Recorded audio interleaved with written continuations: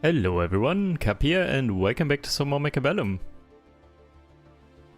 We are back with the next tournament here, with the next chaotic fun patch tournament. A lot of very good signups today. I'm especially happy that Sacco is here. Curious to see what Sacco is playing. Also, Tungdil has been doing exceptionally well this patch in particular. Definitely benefited from the chaos. Ooh, Duxon is also here and also in the stream. Hello. And yeah, good lineup for sure. I don't know who Mechabellum is, but I do like this profile picture.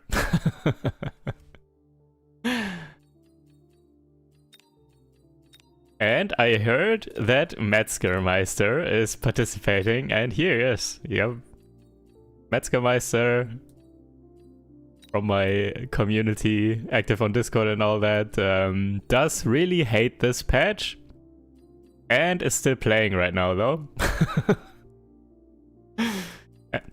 And I'm probably, yeah, I don't think there's any particularly strong matchup round 1 anyways, so I do want to spectate Metzgermeister here for the first match. Ooh, it's also going up against Vic. Actually, this is a good game, so this makes sense. So let's spectate this one. Metzgermeister versus Vic.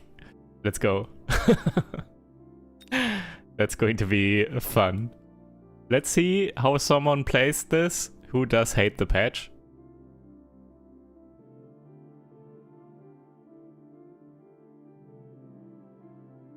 Also, hello everyone tuning in here.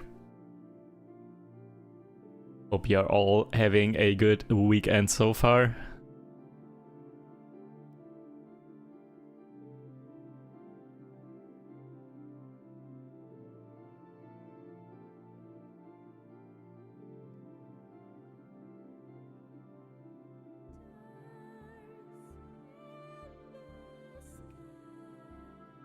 Alright, what do we have here?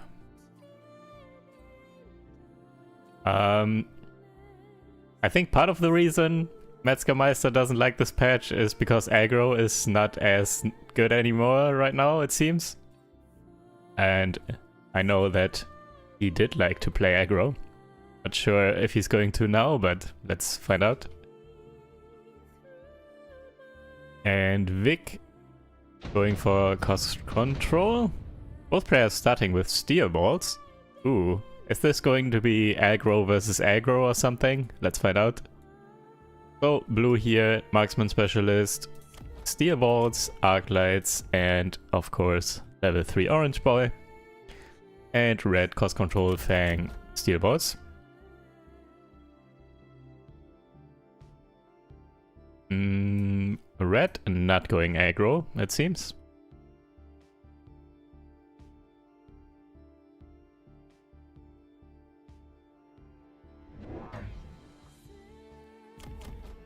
Blue adding fangs, some chaff, makes sense. Actually, both players going to play standard here. Interesting. Starting with steel balls and then playing standard is somewhat unusual. Steel balls just not in a good spot right now, I don't think. They are mainly, or were mainly good before on aggro, but aggro right now is not as great anymore anyways, and yeah, I don't know. In standard, they usually die before they can do much either, as well, and yeah. I think the best case use of steel balls right now in this patch is just get like 6 packs of steel balls for free and then press mechanical division. That's probably the best use case at the moment. That's very strong though. A lot of chaff coming out with that tech. And yeah, let's see. Steel ball positioning by red, not as good. Red steel ball is locking onto the fangs first. And thus Red's army is getting wrecked here. Looking like a good start for blue.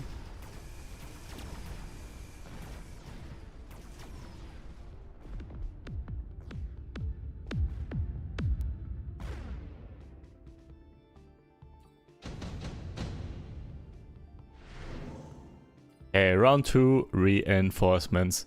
I said it in the last video or something, I'm still not sure. It feels like it shows up more often on round 2 than it happens on round 3 or 4. I feel like round 2 is favored for the free units. I'm not sure though. It's just my experience so far from playing and spectating. Might just be random coincidence though.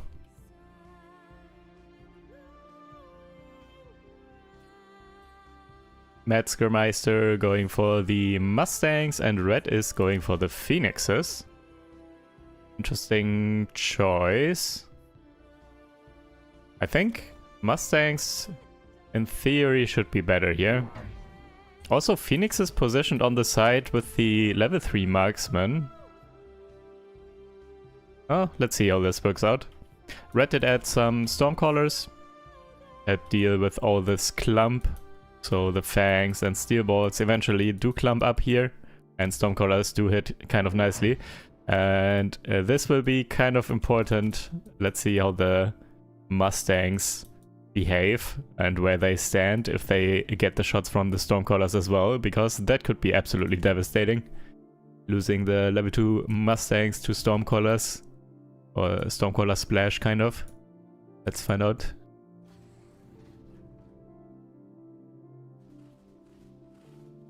Also more Mustangs on the left here. And some more Fangs, I believe.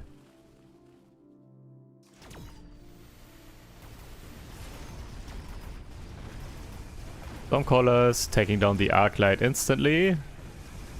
But now Steel Balls taking some shots. Okay, next barrage is going to hit well though. A lot of the Mustangs going down. Level 3 marksman though, and yeah, the remaining Mustangs can take care of the level 2 Phoenixes. Oh. Is this one going down? Oh no, there's one Hero Fang! Distracting the Stormcaller shots once more. Nice.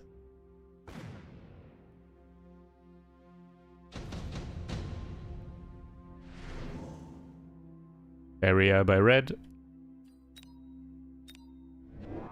So, Giant, yep. Going for Vulcan Phoenix here, it looks like, pretty much.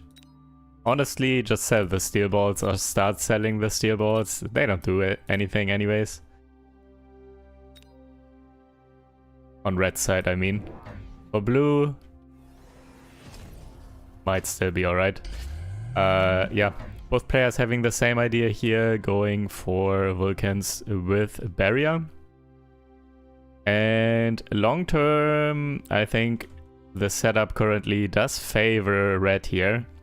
For one, Red does have Stormcallers, which help deal with the Barrier as well as with the Vulcan. From a pure damage perspective. But also, Mustangs against Vulcans not as good as Phoenixes against Vulcans. So yeah, looking like, and Red did sell some Steel Balls. Makes sense. Right now I would bet on Red, but anything can happen. With the free unit drops and everything.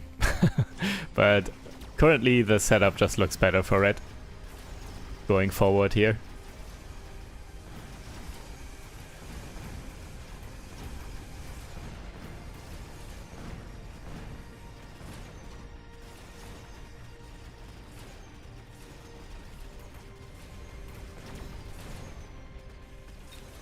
And yeah, these Stormcallers can get leveled as well. Left side did lose pretty hard, right side is also losing. At least the Vulcan is going down, but yeah, it's rough. It's rough out here.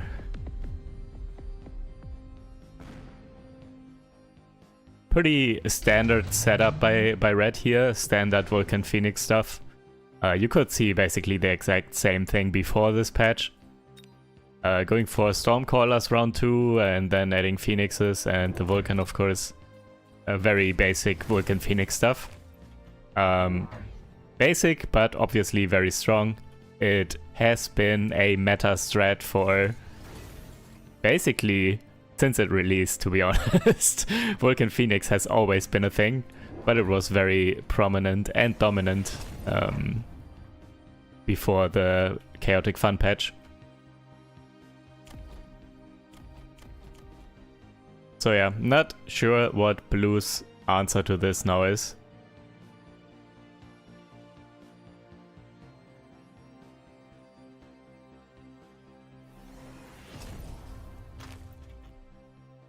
Also selling steel bolts now because they are useless.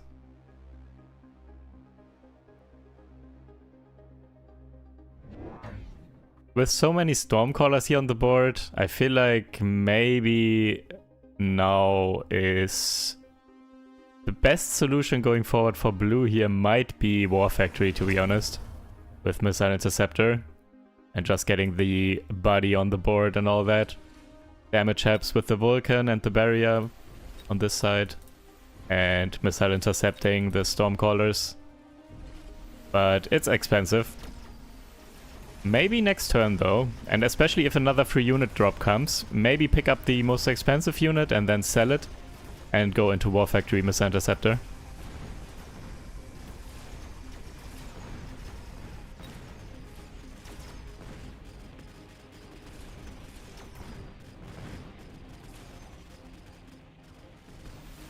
Yeah, Stormcallers are pretty rough, left side losing super hard as well.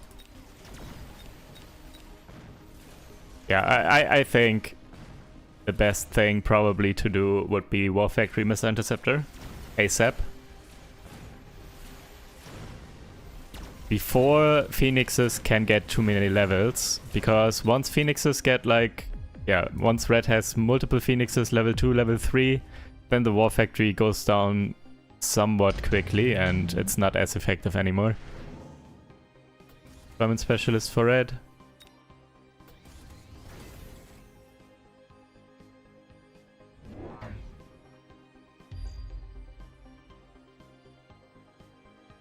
Well,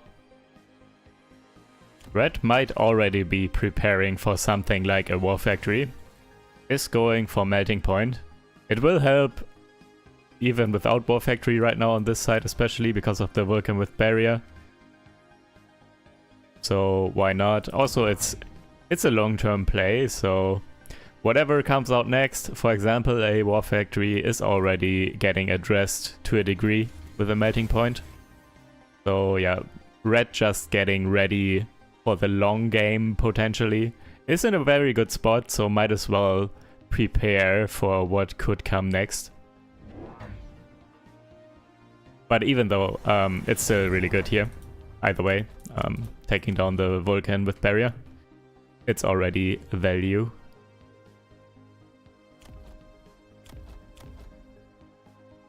Blue is going for a Missile Interceptor here on the right, and is getting more Stormcallers himself. They help, but I don't think they will solve this. Double attack upgrade. Okay. Really wants these Stormcallers to take down the Vulcans, I think.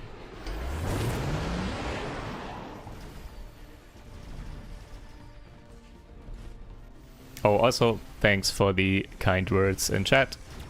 Just saw. I'm not always the fastest at checking chat when I'm casting games.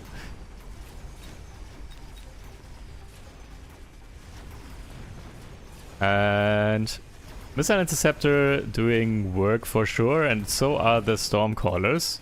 Right side is actually looking alright now. However, this is kind of temporary to a degree. For one, Blue is relying on Stormcaller damage, which can get countered by Missile Interceptors, so Red might also just put down 2 Missile Interceptors here and all of a sudden Blue doesn't have any damage anymore. And also... Well, actually, this Missile Interceptor turret is at least going to survive. I was going to say might also lose the turret, but he's not. But yeah, relying on Stormcaller damage is a bit difficult. It's a bit risky, I mean. Blue going for double level 3 Wasps, which are pretty nice here. Wasps pretty good against Melting Points as well as Phoenixes. And red is going for the Sledgehammer Chaff. So picked up 5 packs of Sledgehammers here, level 1. And Metzgermeister going for the double tag on the Wasps here. Whoa. Whoa. Are you going aggro here? I'm not sure if that's the best idea, to be honest. You kind of want the Fangs to die before the Wasps come in. And by putting the Wasps so far in front, these Fangs will get a good amount of value.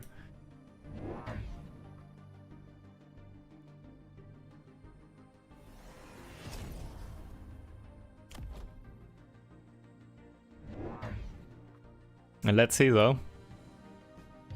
Red placing some crawlers here in the flanks to pull apart the army and to distract. Mobile beaconing some of the wasps. What is this mobile beacon? Taking like this pack and some of this, I think, or something. Some of these. Yes, putting some wasps on attack here. Push the tower. Also, ooh, these wasps are shredding the sledgehammers, and wasps with ground spec and levels do deal a lot of damage. Cannot be underestimated. And yeah, they are actually moving in here. It is working. Taking down the tower and also taking down the melting point here. Nice. You love to see it. Blue with the wasp plays here. And that is part of the reason why this patch is either loved or hated. So this can be very cool and very interesting and very fun if you pull something like this off. However, can also be frustrating to go up against, of course. All of a sudden having to deal with a wasp threat like this. Alright, good round for blue. However, that being said, wasps long term are not great. And yeah, here we are going to see why. Red going for instantly 3 level 2 Mustangs. And they are getting the area specialization tag.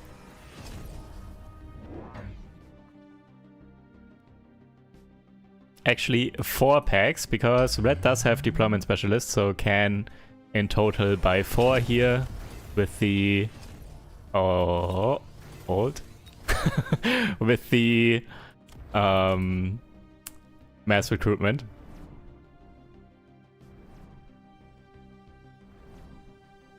Is actually going for the jump drive to the other side here and in the flank, but oh no. Yeah, red kind of anticipated, more or less, so did put Mustangs all over the place. Did probably notice that jump drive was on the wasps and could have been picked here. And yeah, just got ready for wasps potentially everywhere. And these wasps are going to get shreked before they even can spawn in. No! No! The massacre! Oh, sad. It was a very risky play, but could have been cool if it worked. And to be honest, blue had to try something. Because as I said earlier, just the general setup here, Vulcan Phoenix stuff, and then also adding melters, it's just very strong and solid. Blue had to try something, was definitely behind already. And blue did try something at least, and went out with a bang. GG's.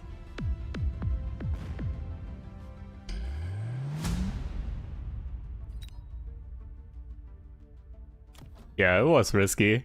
Could have also honestly just put them here. I'm not sure if that makes too much of a difference having wasps in here that still need to spawn in without strike instead of just putting them here and mobile beacon them in or something. Would have probably still not worked and they would have still gotten shreked, but at least not like this. Anyways. Interesting at the very least. Blue did try to make plays here. GG. Also one of the longer games. Good thing we spectated that one.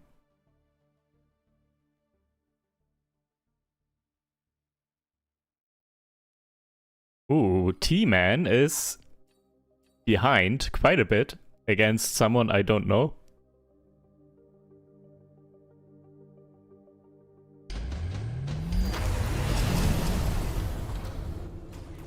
What's happening here? Regen beam Wraiths and boats.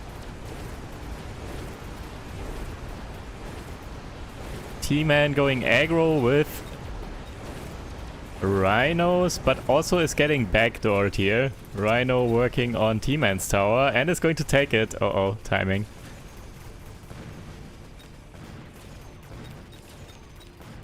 Blue here with ground cannon, field maintenance overlords, and degen beam wraiths.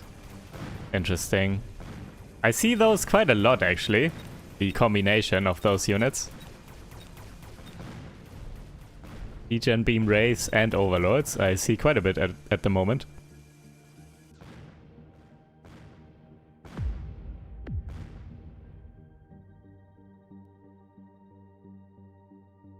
Is this the buff debuff build? Maybe. I didn't wait. Also, I'm not sure what's happening here. I need to check if blue even has photon on the boats.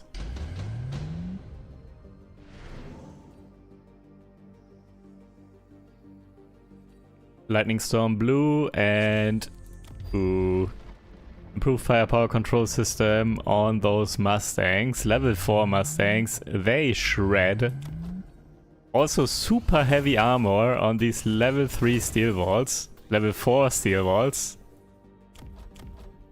Okay, boats do also have photon.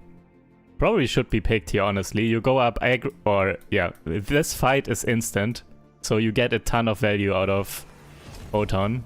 I think photon could be a very good pickup here.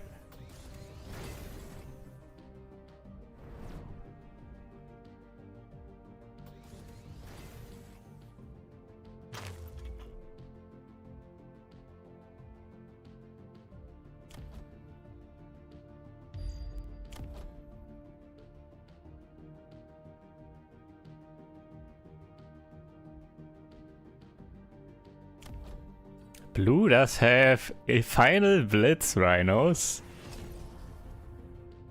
Wait, is this new? Or did he already have those last turn? I'm not sure. Could be pretty nice here to blow up the other rhinos.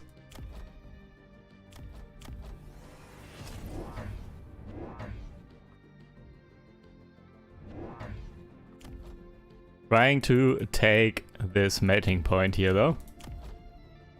But not with a sentry, going too slow. Right side, oh my god, these are zooming! How fast? 30 meters per second! Holy! Look at these rhinos! The Olympics are calling. Holy speed!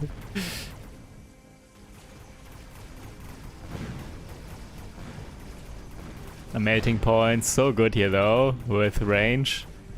Taking down all those high HP overlords and Vulcans, yeah. Melting points with range, just too good here. Blue needs more delayed chaff. Like, I don't know. Probably delayed fangs or just spawns. So wasps or... yeah, I guess wasps is the only option here. Something to distract the mating points later on in the round.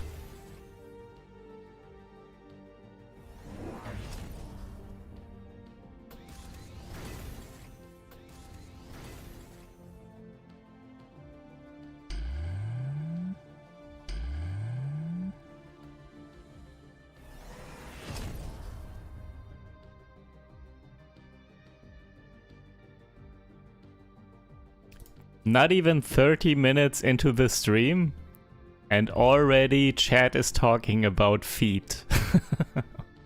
What's going on? What happened? What happened to my community?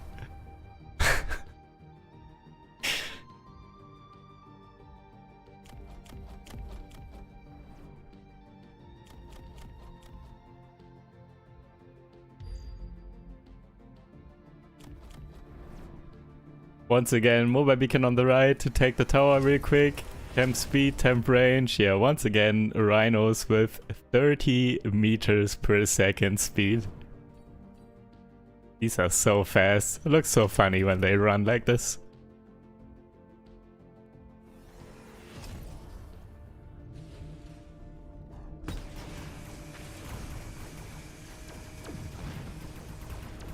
Yeah, they cannot be stopped. Taking a tower once more.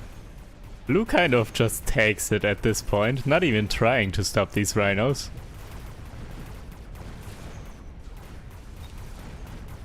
Oh, it did go for War Factory with steerball production. Ooh, wait, are they... oh, steerballs do not have mechanical division. That would be insane here. That could be the late chaff. However, also EMP. Where did the EMP come from? Who just EMP'd? What? I think it was EMP'd, but I didn't see what EMP'd the War Factory.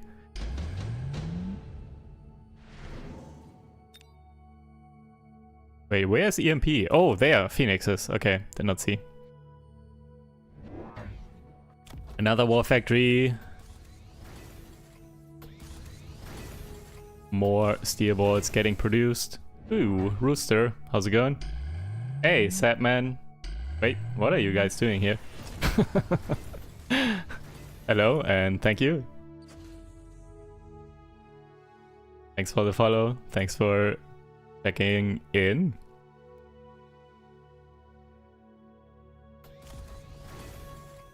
Did Blue... oh yes, Blue did for the ball crawl. Steel production on the War Factory with Mecdiv steel balls.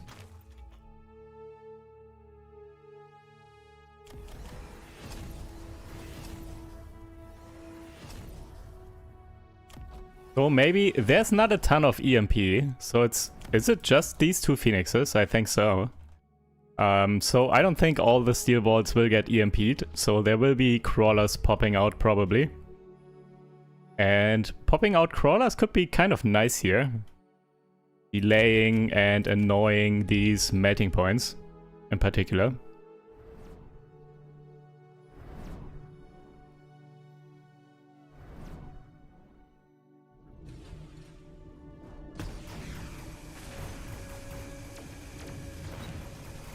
Trying to stop the rhinos here, or at the very least delay them on the right side for now. Only delayed one though, the other one's still getting in and taking the tower. No stopping these 30 meter per second rhinos.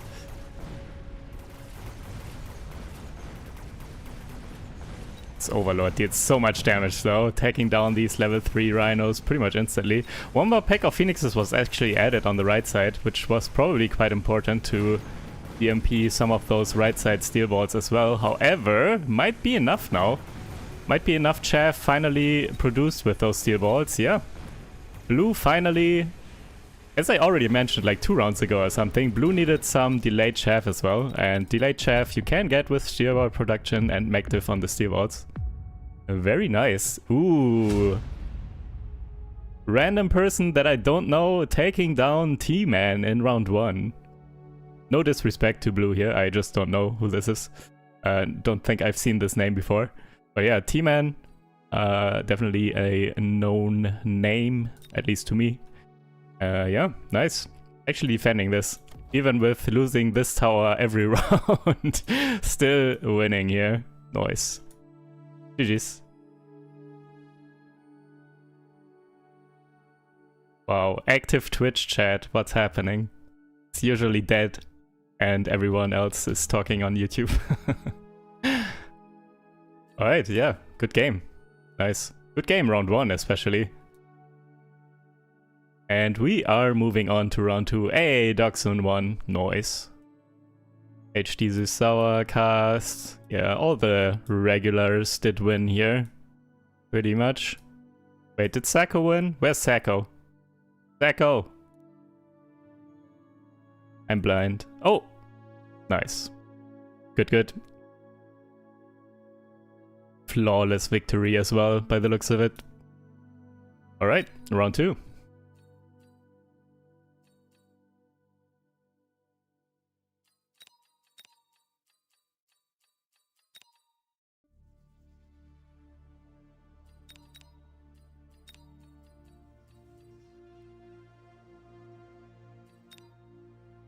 Alright, who are we going to spectate here? Maybe Doxun.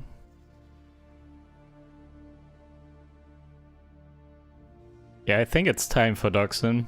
I don't see another match standing out, really. I think I've seen this name before, so that's why I'm thinking I want to spectate this one. Where's Sacco, though? I want to spectate Sacco as well.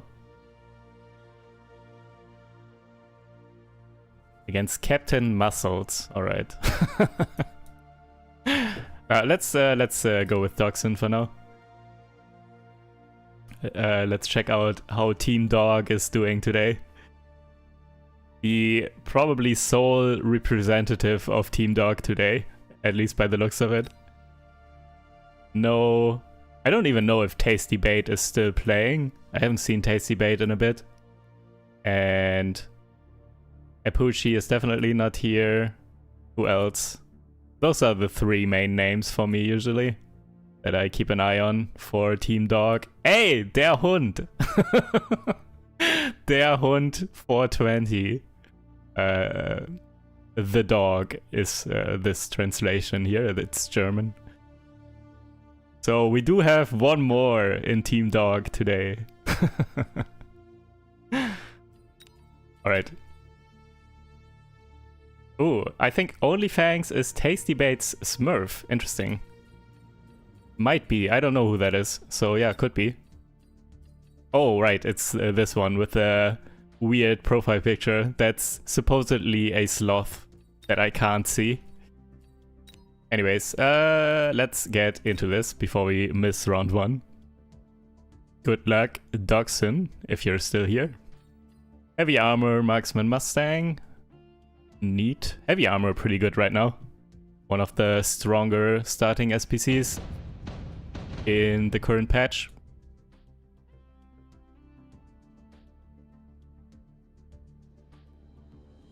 And cost control, one of the weaker ones. I'm still honestly not sure how weak. Some people say it's easily the worst, but I don't think so. I still think the 100 credits matter. I honestly need to sit down and go through the starting SPCs and think about it. Maybe I make a tier list or something, but not that it matters. Probably, maybe I ask Pants or something. Someone who actually is very good at the game. Some 2K MMR player who might want to help me making that tier list. Would be interesting. Anyways, Doxun going ASIM defense because this looks like an aggro start. Cost control, Fang, Steel Walls could have been expected to be played aggressively, so Doxun did prepare to defend this one side.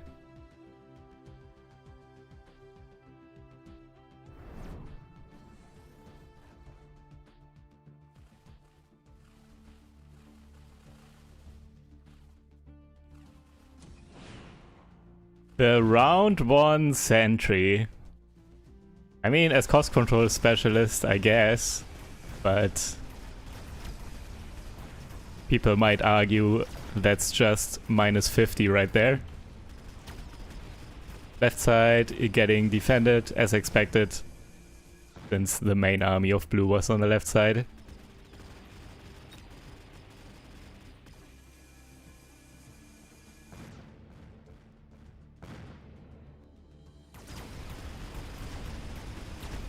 Steel balls, always the ones going for the towers. I don't know what it is. Steel balls have tower seeking sensors or something. They always go for towers, at least one of them.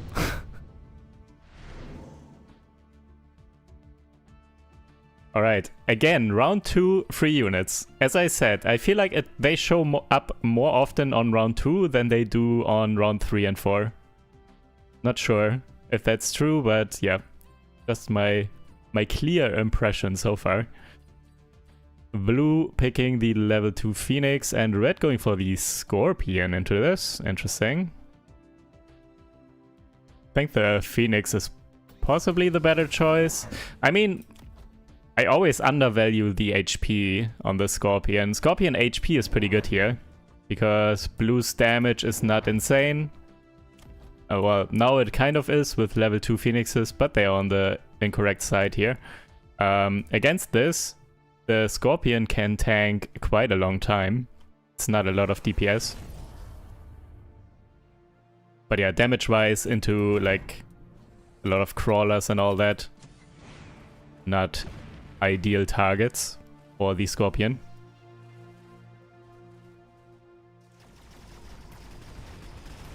Everything gets pulled so nicely here. Looking at this, just add Stormcallers at this point. When the units pull like this, just have Stormcallers that shoot into here and into here. That would be insane. Or, well, a well-positioned sentry or something could also do wonders here for blue. But for now, ooh, the Mustang's actually good enough to take down the Phoenixes. Yep, rip.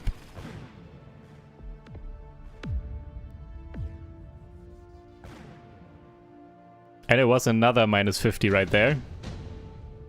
Another sentry. So I'm told. I didn't see, to be honest. I'm looking at 2 chats right now that are somewhat active. That's very overwhelming and very unusual. Extended range arc lights for red. Tech specialist for blue. Tech specialist, good value long term for sure.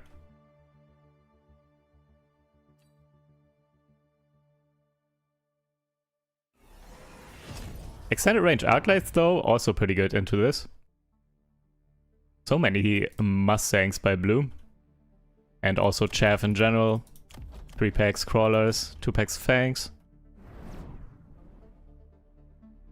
Another minus 50. Is red going to see this through? Every turn 1 sentry, maybe.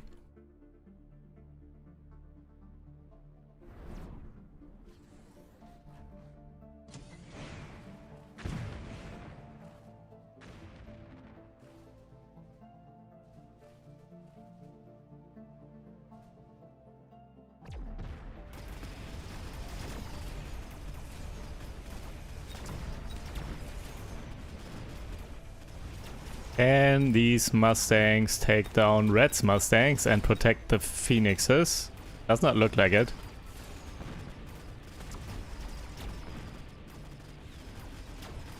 Blue here on the back foot so far. That's a decent loss this round. Bit of HP as well.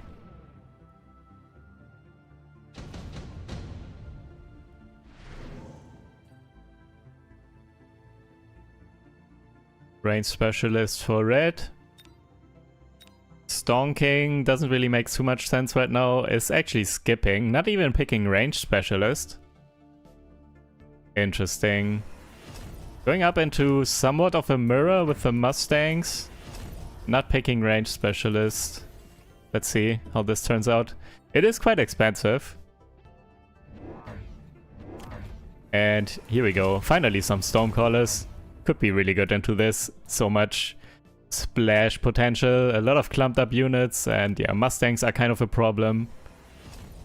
Stormcallers will take down a lot of the Mustangs, I'm sure.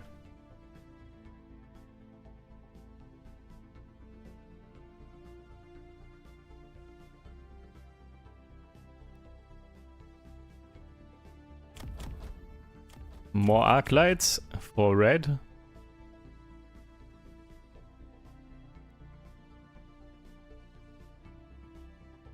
That's quite the weak or like low HP board here. Nothing that can actually tank some hits here on blue side so far. Probably just a base setup and then waiting for free unit drops. Some giants or something.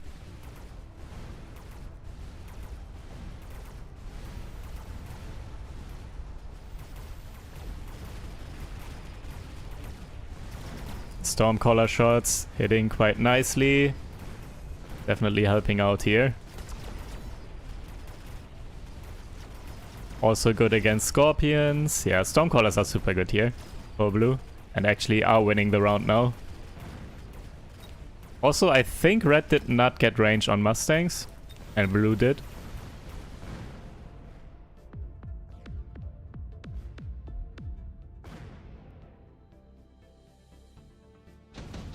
Yep.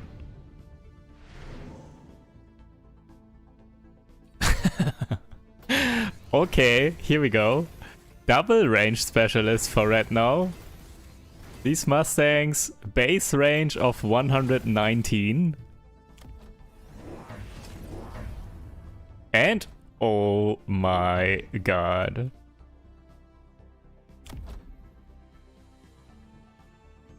Blech. Blech. Level 3 Mustangs with Missile Interceptor. You hate to see it. If you didn't know, when Mustangs Missile Intercept, they do not attack. So, yeah. Wasting all this damage of level 3 Mustangs. And in general, Mustang Missile Interceptor... I think actually this patch is probably the best patch to play these. But not like this. It's probably when they get offered as free units and maybe multiples, then you pick those and get Missile Interceptor, and it might be good in some situations. Oh, this sentry once more here on the left side this time. Doing pretty well.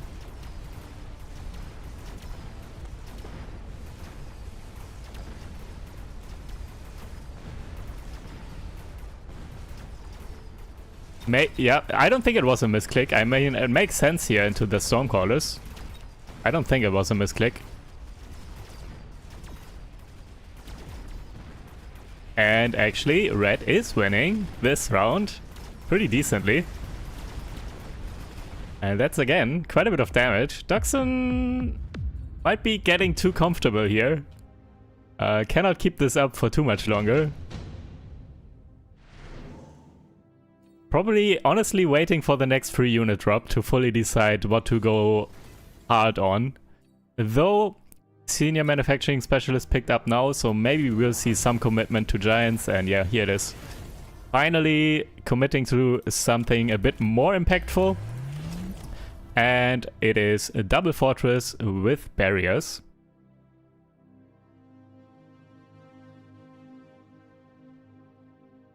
Also, once more about the Mustang Missile Interceptor.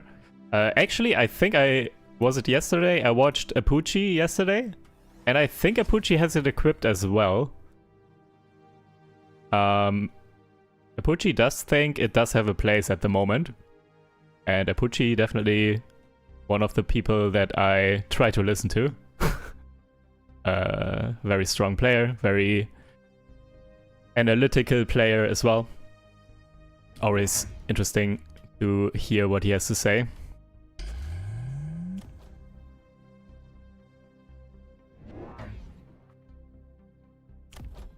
Red adding another Scorp on the right. And also did pick up a fortress with the barrier item, while blue did pick up fortresses with the barrier tech here.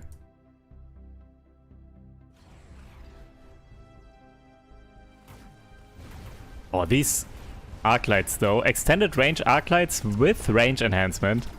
Actually kind of scary here for all these Mustangs and everything. Part of the reason that blue is losing at the moment, or was losing. Let's see how this round goes.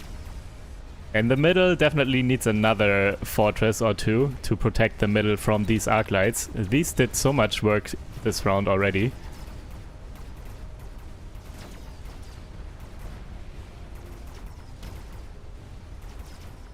Right side is pulling through and pushing through, getting the tower here now. Not a ton left on the left side to actually work with that tower debuff.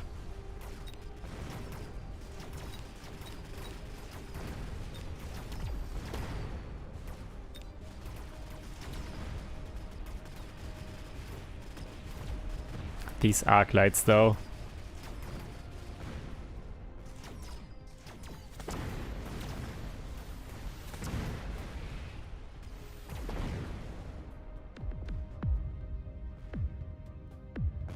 Doxon.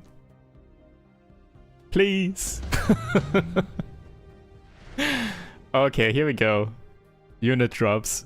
Might be, honestly, Doxon is one of those super experienced players as well, so in general, I think the free unit drops do benefit more experienced players more than less experienced players, so might be a good turn for blue here, potentially. I honestly don't know how much experience Red has, but Doxon has been around for quite a long time.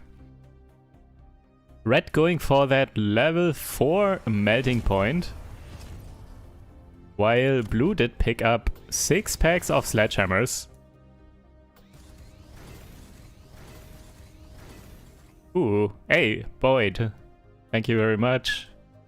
On the AM Mustangs issue, it depends how you are using them, DPS versus chaff. If your Mustangs are mostly for chaff, AM, yeah, that makes sense too. I don't like to see this. Having a level 3 Mustang pack. And actually, look at this. The level 3 Mustangs are gold damage, so they are damage here. They are not just chaff. They haven't been the entire match. They have been the main damage dealer, actually, for Red. So yeah, even with the AM on them, Missile Interceptor on them, they still are top damage, which is kind of crazy, to be honest.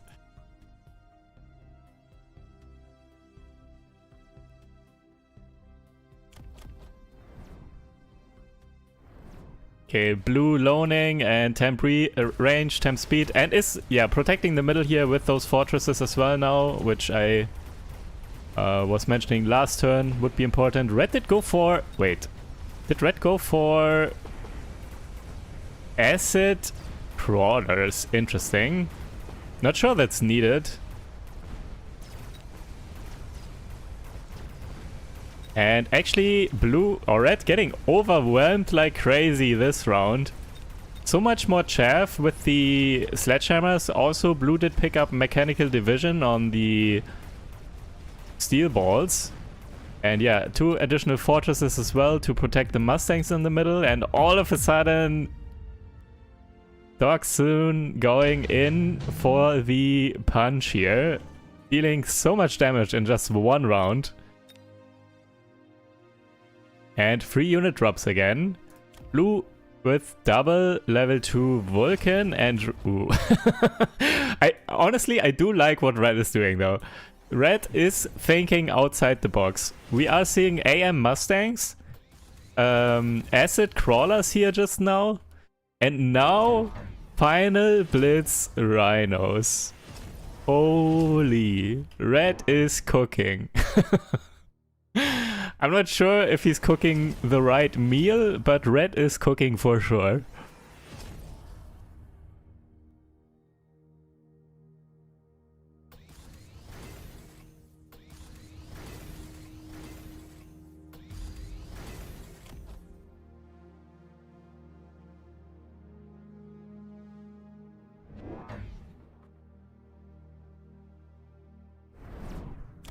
More acid crawlers.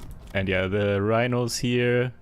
Ooh, Stormcallers with EMP added. For what? Why? Okay, those I don't understand at all. What's the EMP for? A potential tech? Like Fang production or something on Fortress? I don't know. I don't know why. Cannot speculate. A good reason.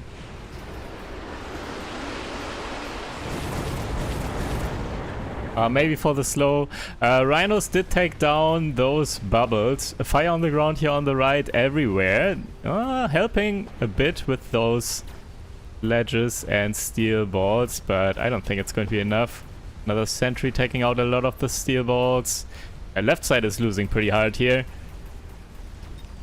Blue now also, not only with the good damage in general, also with proper chaff clear with ranged Vulcans here.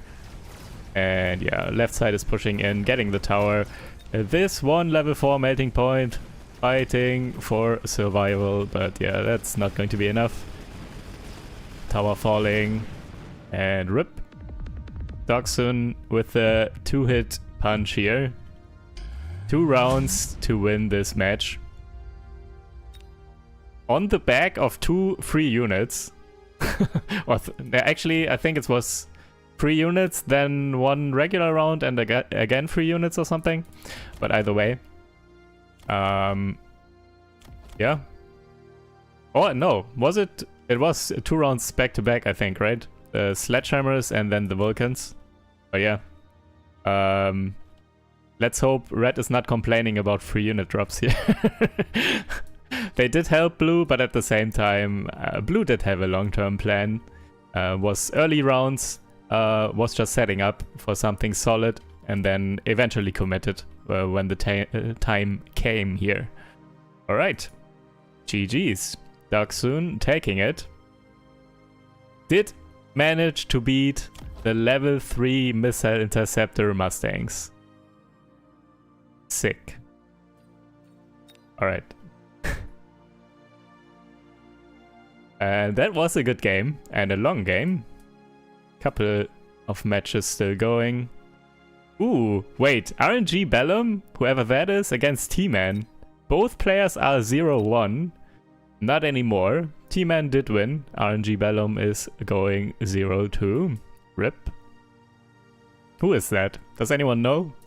That's also someone with a new name. Oh, Metzgermeister still going. Okay, let's check the final round maybe. Before we go into the next round of the tournament.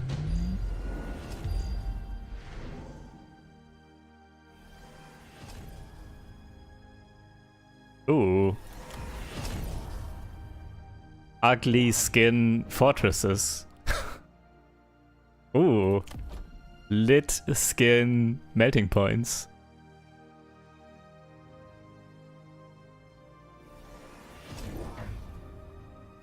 Okay, this looks like Mechabellum to me. Vulcan melting points and melting point Sledgehammer. Well, actually this is all over the place here. But yeah, Vulcan melting point, very solid combo. Red going for the incendiary oil connection here. And it will land, because Red cannot power this. If you put the center of the oil and the fire across, or on your side of this line here, then it will land. At least partially.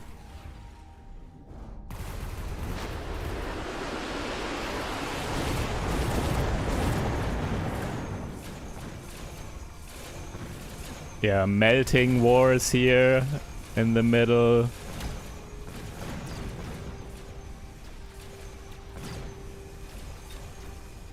Triple tagged fortresses actually, with anti-air as well. Quite important. There were also quite a few wasps on the board, so definitely needed that anti-air, and it looks like this is enough for blue here.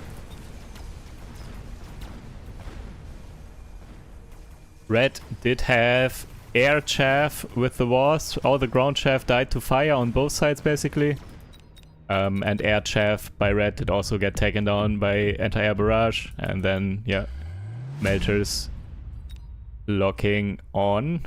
And yeah, melter supremacy on blue side here with just more melters. No, actually same amount of melters, interesting. However, with EMP, I guess. So EMPing the opponent's melters probably. Did not fully pay attention. And with when they are EMP'd and don't have range, going up against melters with range, they are just getting wrecked. That is how most melting point wars go. It's all about range. Or about chaff, of course, but chaff was basically non-existent this round for both sides.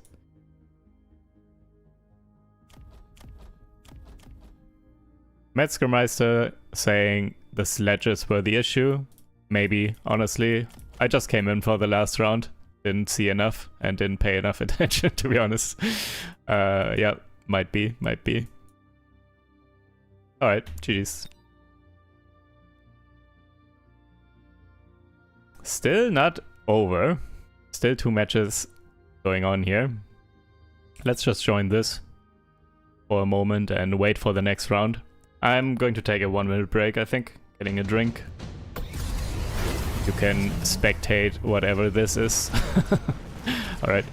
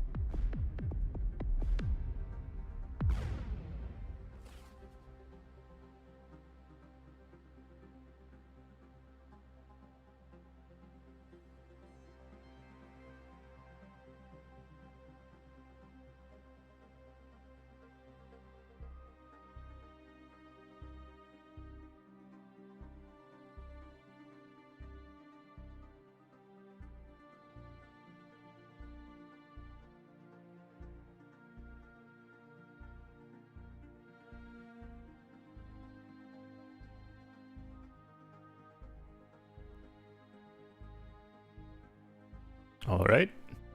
What's happening here? Nothing, because the game is over. Nice.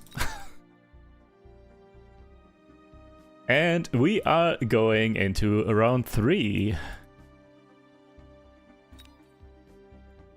Okay, Sacco. Let's actually go through the matches here. So, who else? Tangdal won, HD Susawa won, Cast won, Illuminati won. Don't know. I've seen these names before, but don't really know. Sword Monkey also 2-0. Nice. Only Fangs. These names. No! Der Hund! Team Dog. Going down. At least one of them. Sad.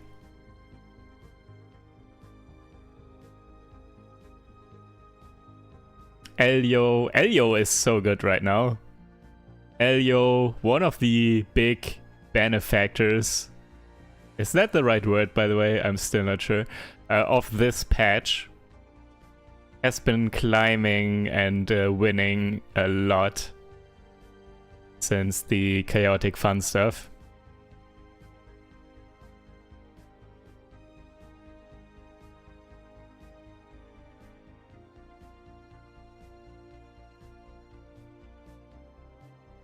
Alright.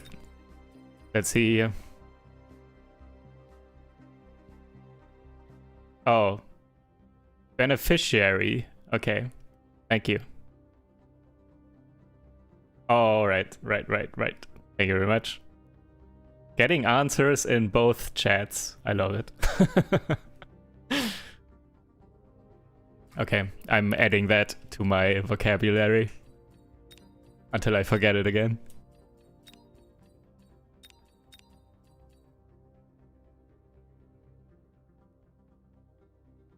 Alright, what do you have here? Ooh, these matches are nice. Both of them. And this one maybe as well, Diana against Vic. Okay. Who is this? I want to spectate Sacco, but not this round, I think. Probably next round. Let's hope Sacco wins here. I think I want to spectate Tangdil against Only Fangs.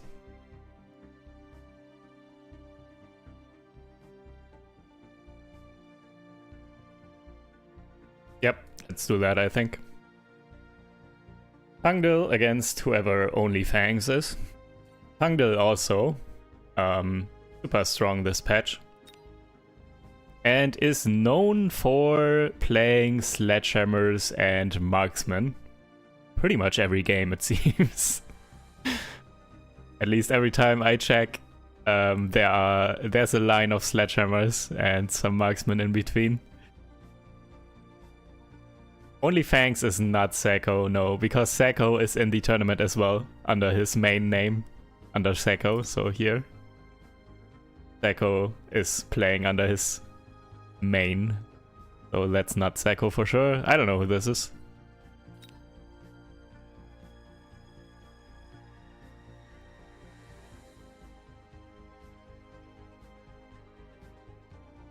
Okay, I'm getting, I think, the second confirmation that Only Fangs is tasty bait, maybe.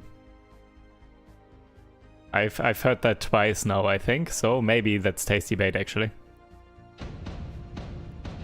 So another team dog here, but posing as a sloth. Alright, and what did I tell you? What did I tell you? Tangdil loves his Sledgehammer marksman every game.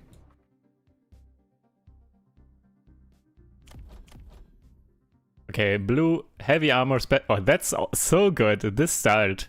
Heavy armor specialist with sledgehammers in general is just good, and now also this patch in particular. And yeah, with marksman as well. This start is so good for blue, especially for blue, being Tangdil and all.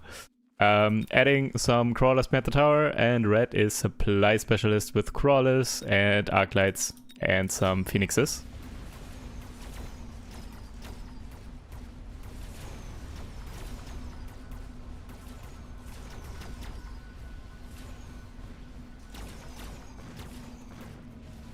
Sledgehammer's just so good because they are chaff and chaff clear at the same time, I think. And they don't die to fire. Those three things at the same time.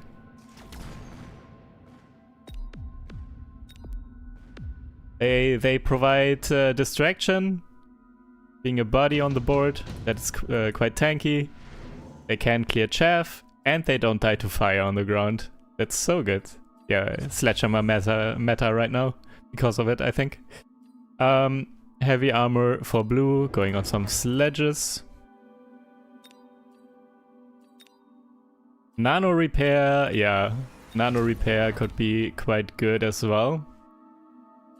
Round 2 nano repair on a giant is absolutely disgusting. Does not have credits for a giant though, unless he sells a phoenix. Maybe, for example. Going for double sledges as well. Yeah, Sledgehammer meta here.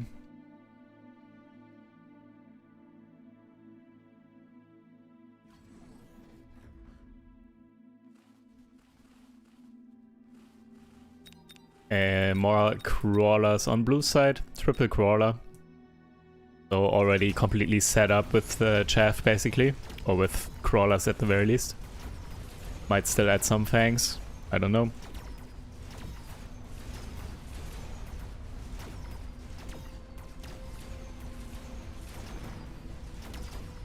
Crawlers in the middle, so annoying. binding these marksmen for a while.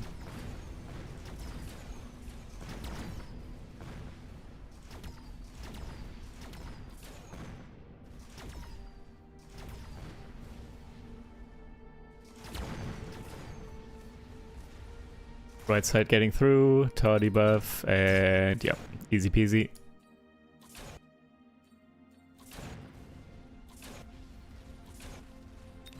Wait, did red even equip the nano repair? I didn't even check. I don't think so.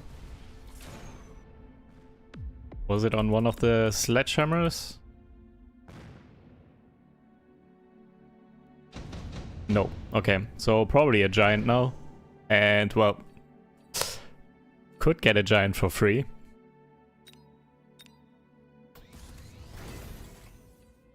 And 5 fangs for blue though. So yeah, this is a chaff board now. I hope for red that red picks the Vulcan here. The Vulcan with nano repair kit would be quite nice. Into all these crawlers and now also with the additional fangs. No! Or probably going to sell these. Right? Are you going to sell these? No?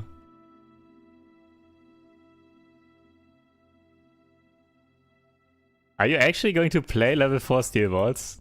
With why? Okay, I don't understand this. I honestly would have just picked the Vulcan, got range on the Vulcan, and equipped the nano repair kit. But I'm not this player and might be more knowledgeable than I am. Let's find out. What are the level 4 steel balls going to do here? They are very tanky, of course, and blue doesn't have the best damage right now. So might actually win this round as well, simply because of the health. I'm not sure if blue can kill these. But this might only last for like a turn or something, and then blue gets scorpions, and then you get wrecked. But also, I guess red could sell the steel balls then. Yeah, let's find out how this plays out actually.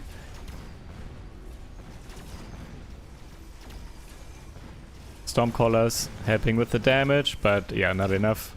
Steel balls coming in quite quickly, and of course in close proximity of the Stormcallers quite quickly, and healing and all that with nano repair kit. Yep. Going to be a round for red. Guten Abend contra Medo. Very active today here on all the streaming platforms. Skip by blue. Ooh, another nano repair kit though. Or enhancement module for free stonks. Upgrading units, selling the unit, and then upgrading another unit. Let's see. Red also going for some Stormcallers, and yeah, blue is adding Scorpions, as I expected.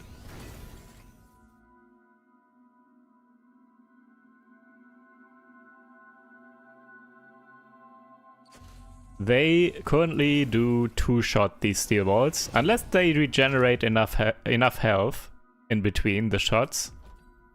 I'm actually not sure how quickly this 4.5%, how quickly do these shoot for? Well, actually probably going to regen too much, I think.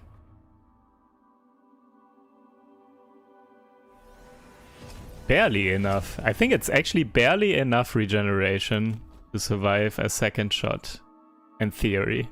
If it was in a vacuum, of course, but steel balls will also take some damage from Stormcallers or something.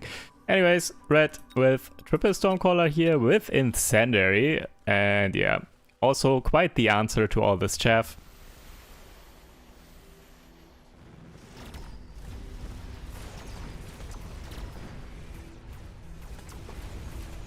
And let's see, second shot. Oh, barely kills, I think. Though there were some Fang shots and some Crawler attacks, so I'm still not sure actually. But it's very close. Stormcallers, super good for red though. Both the damage does help, of course, but also the fire on the ground.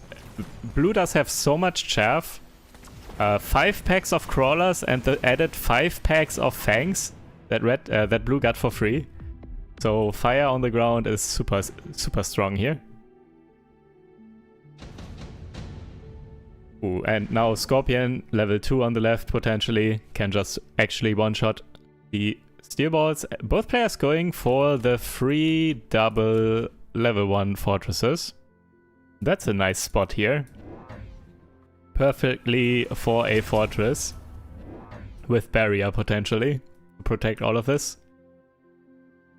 Maybe not this turn, but having fortresses with barrier in good spots just protects against actives later on. So orbital bombardment or something like that. Interesting. Going for anti-air barrage right away here. For these 2 packs of phoenixes. And red is getting range on fortresses instead. So really wants the damage of the fortresses to get in against the sledgehammers in particular, I guess.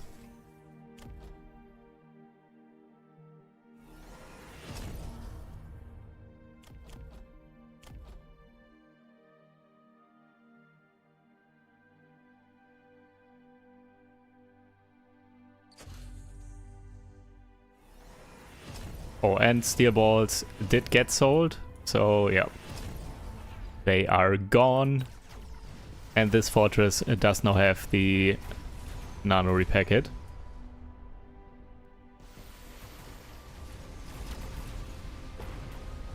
Blue did pick up subterranean on the crawlers, so they don't die to fire as easily. Might be able to run through some patches of fire here and there and still be annoying. Anti-air hitting well here on the left side and on the right also. Phoenixes are down. However, now it's range fortresses against not range fortresses. And red does have more stormcallers than blue as well. So yeah, looking good for red here. Uh-oh. That's a lot of damage as well. Might be the last round coming up here. Tangdil needs to start winning right now. Yeah, red is pushing the advantage. Did also take a credit last turn. And skip by blue. Red selling units upgraded with enhancement module, upgrading another one, and did pick up another nano repair kit as well. Already going on another fortress, I guess.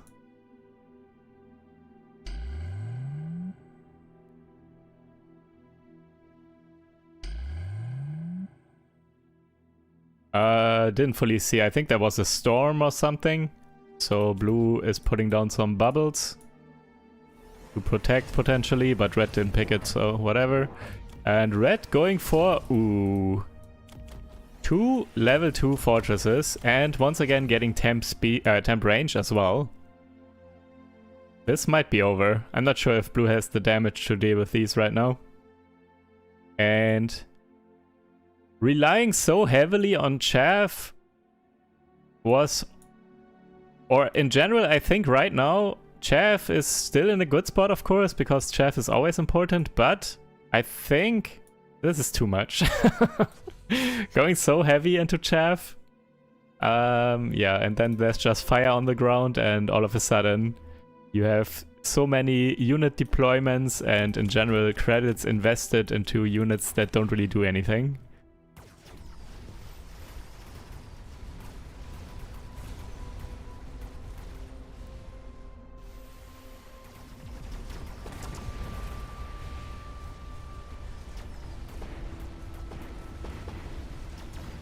Chaff wars for now.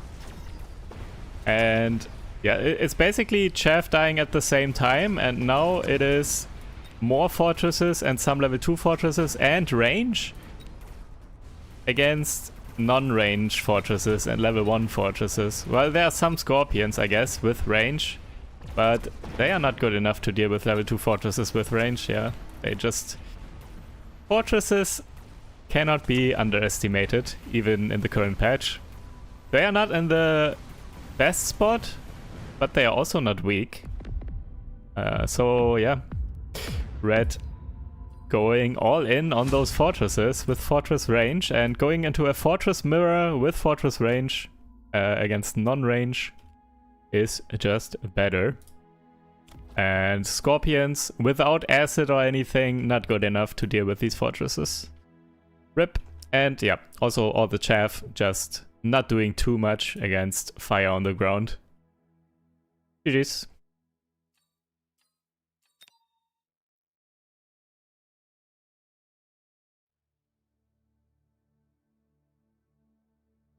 Oh, Sacco is still going, so let's jump into that one before it's over. Let's see what Sacco is up to. Might be playing aggro, to be honest. I know that Sacco... Oh, okay, he's not. And there was a free War Factory just now. Yeah, we could just... Oh, also, oh my god, Sacco is almost dead. Sacco, no! I wanted to spectate a full game of yours. War Factory did just show up as a card, and both players picked it and built another one, and also double tagged the War Factories. And Red does have Phoenix production and Phoenixes with energy shield and quantum reassembly. So Phoenixes might be a bit problematic for blue here. Though actually blue's Phoenixes also tagged with range and energy shield.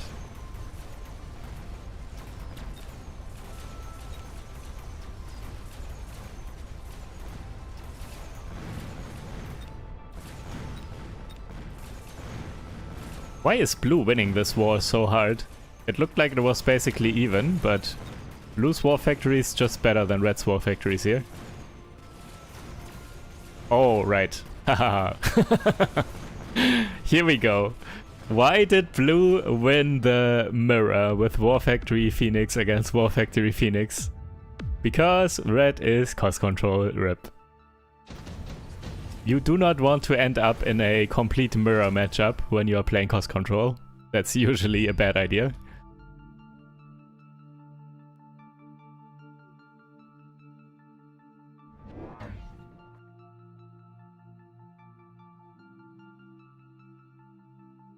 Oh, I just see this comment now. What could have blue what could blue do last match here that was just lost, the previous one that we spectated against the ranged fortresses? Hackers? No, I don't think so. Not against ranged fortresses, and especially level 2 and all that. There's no way the hacker would do anything.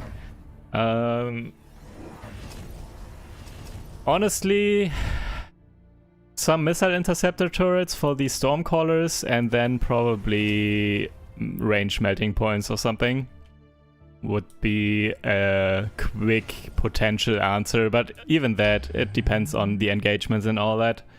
I would need to have another look at that board, but I think probably maybe range melters and missile interceptor turrets. Anyways, Sacco going for more War Factories, and red is not though. What did red spend the money on? I have no idea what red did with the money. But what I do know is that 3 War Factories are better than 2 War Factories. Especially if the 2 War Factories are cost controlled. So yeah, Sacco is winning this now. Wow.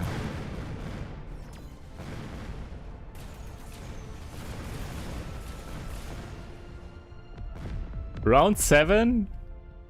Sacco at 486. Opponent at full health. War Factory shows up. Sacco wins in 2 turns.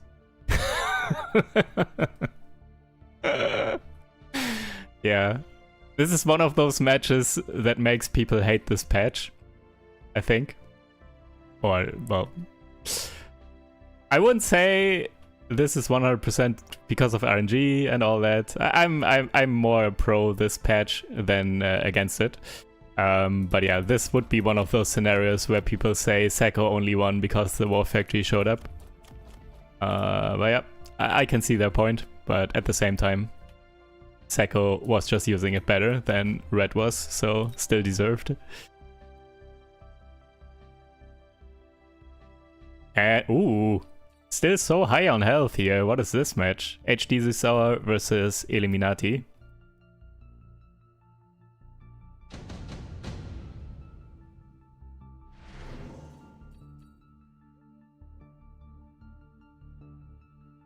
Well, what's happening here? Level 9 Mustangs getting offered.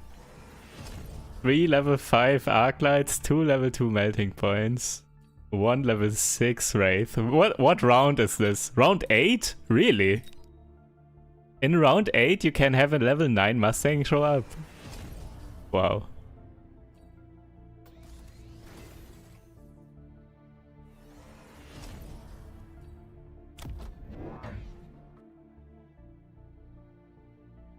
Okay, blue did pick the level 9 Mustang, red did pick the level 5 Arclights.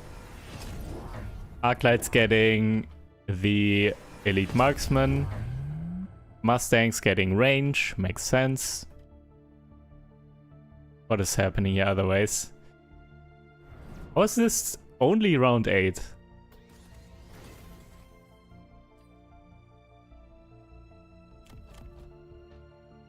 Red with all these. Okay. There's a level 7 pack of Wasps with improved firepower control system, range, area specialization, and elite marksman. This one pack of Wasps is deleting everything, I'm pretty sure. But probably not these level 9 Mustangs with range and anti-air. That's why they were picked up and positioned on this side to address these Wasps here.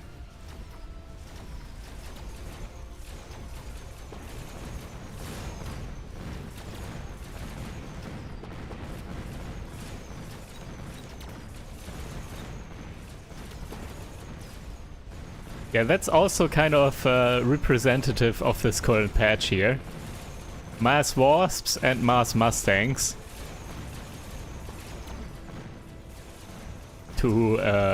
Yeah. Wasps just showing up as free units basically every time. Or every game, because nobody ever builds Wasps. So they show up for free. And Mustangs do come out as a necessity to deal with the Wasps. And yeah, level 9 Mustangs with range and area specialization, apparently better than level 7 Wasps. And, well, all the other Wasps as well. Just too good.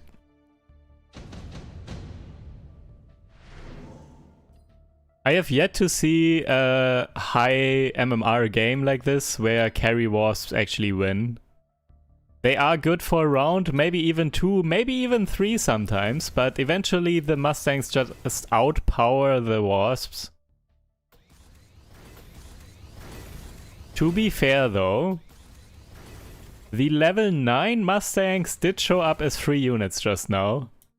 And level 9 Mustangs kind of were very good here last turn.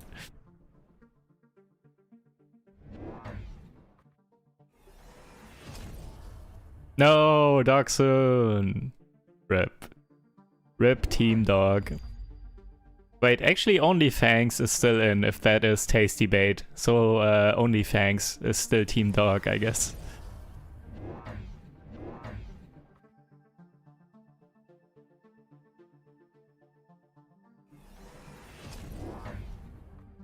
More Mustangs for blue.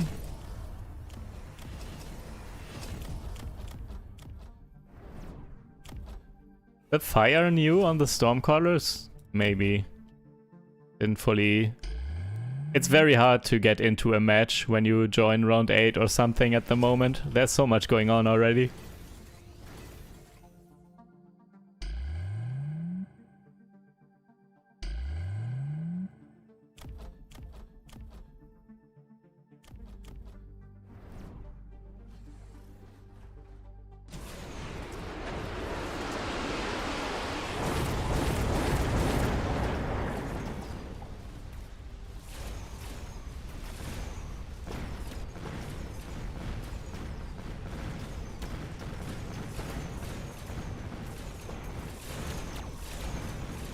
Mustangs popping all those wasps here. Now finally getting into the fire though, but even with fire, they take quite a while to die. Can still take down the wasps before they die to the fire.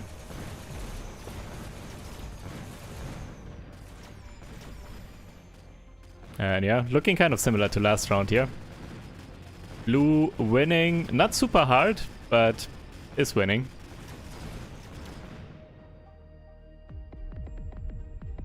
And yeah, maybe if one more win like this and blue has this. It's too late for enhancement module. Orbital Javelin would probably be good.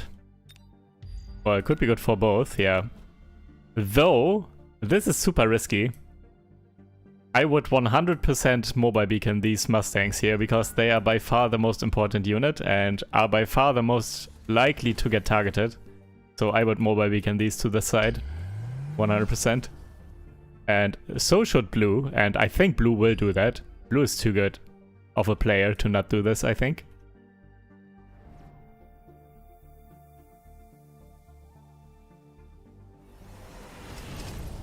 Please do it. You have to.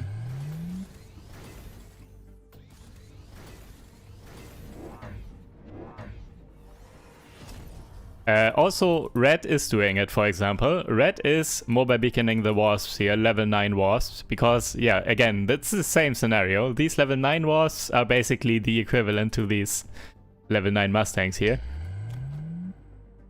Red is mobile beaconing them away to not get hit by Orbital Javelin. Potentially. It's not going here, actually, because red or blue does know that the most likely target is probably getting mobile beaconed. So you pick the second best target usually. Though I'm not sure why here. Why not here? Take down these wasps and this one would be better, I think. Well, whatever. Oh my god! Wait, are you actually nuts? Oh no, blue! Why you do this? Blue did not mobile beacon the level 9 Mustangs. Uh-oh. Is it still good enough?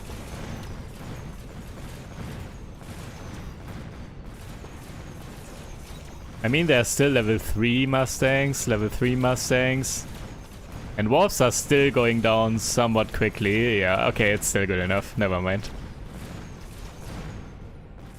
Mustangs are just so much better than wasps.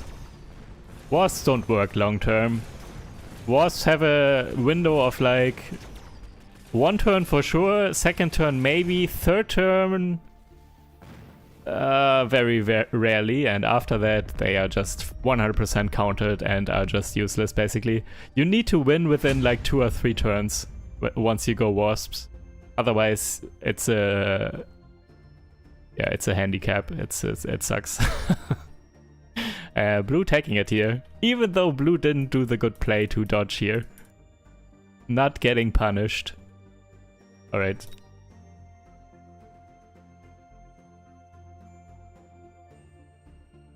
G and G's.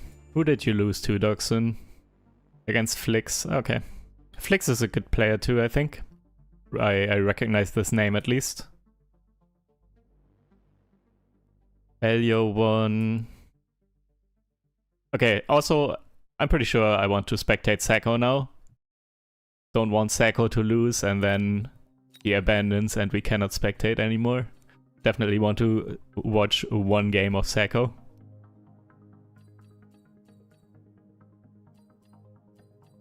Alright, going into round 4 now.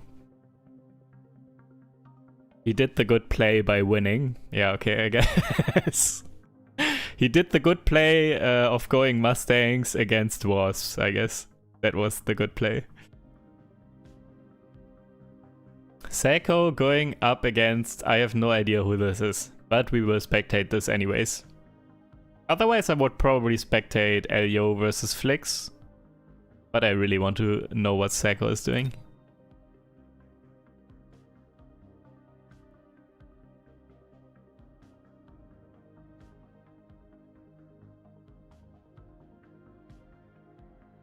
Yeah, Lauren is saying it more eloquently, the same thing that I'm thinking. Wasps are bad for the same reason rhinos are bad. Their value decreases over time. You need units that increase in value over time. Yep. I agree, and that is what I was trying to say as well.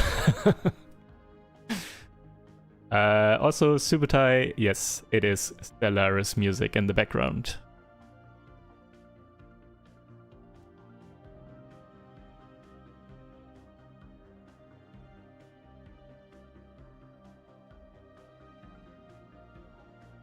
Would you say there's any hard counter to Mustangs, Armored Sledges, or ER Vulcans? Well, it all depends on the levels, right? I don't think there's a hard counter to level 9 Mustangs.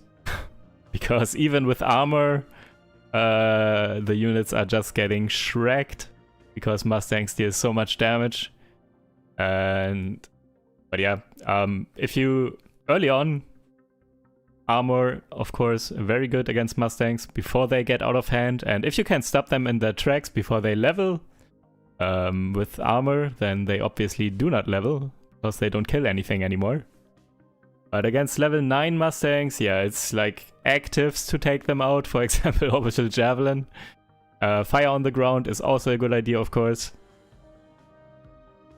But yeah, other than that, just chaff to buy some time, I guess, and get the Mustangs to die in the fire or to some other form of splash or something. Yeah, I was waiting for this comment. Don't let them level is kind of not possible anymore, since the units can just show up as high-level units.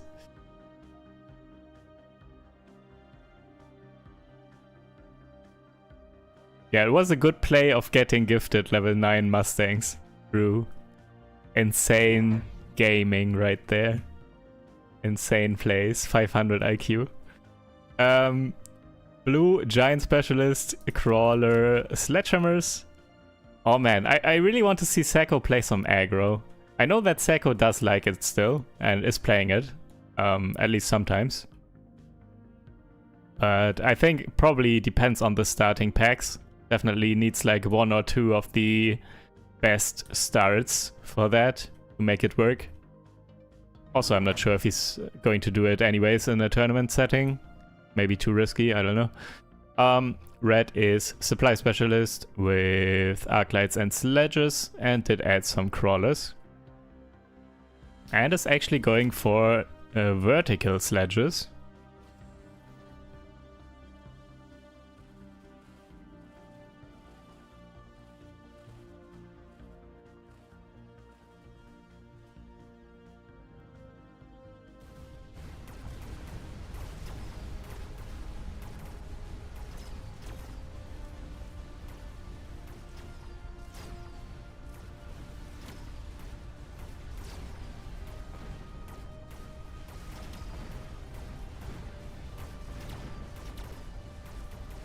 Hello, dog.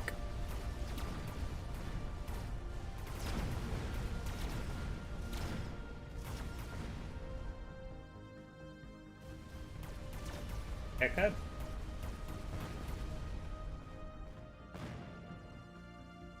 My dog is going to the groomer in a moment, I think.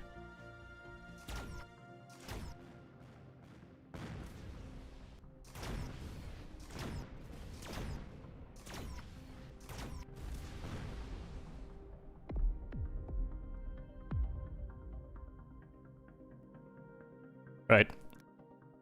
Slight win, round 1 for blue. Ooh, and once again, round 2, 3 units show up. I keep saying it, but round 2 seems to be the most likely. Anyone else having this impression? That they most of the time show up round 2? Or is it just me?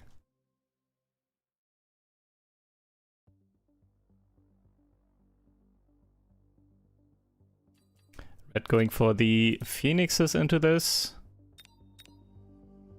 Blue picking the Scorpion. I would have expected Red to go for Scorpion, I think. Though I guess then blue could have picked phoenixes and then red would get destroyed. Oh, maybe phoenixes is the right call after all. Anyways. So now I'm already cheering for Sacco here, because I do love some scorpions. I'm always in favor of the scorpion player.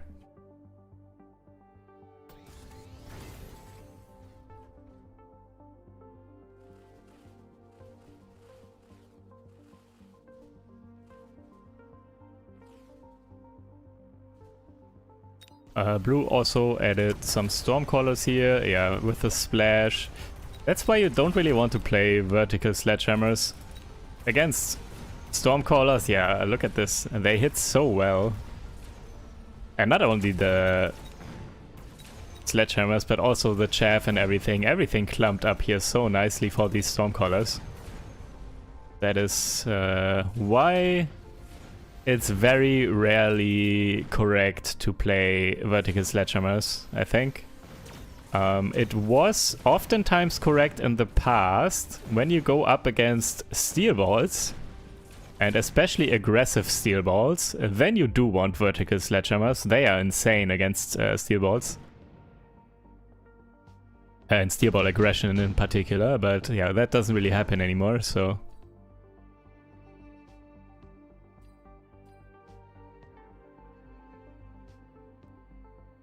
Skip by blue. And... Ooh. Okay. Red is cooking. Going for elite Rhino. And yeah, picking up a level 3 Rhino here.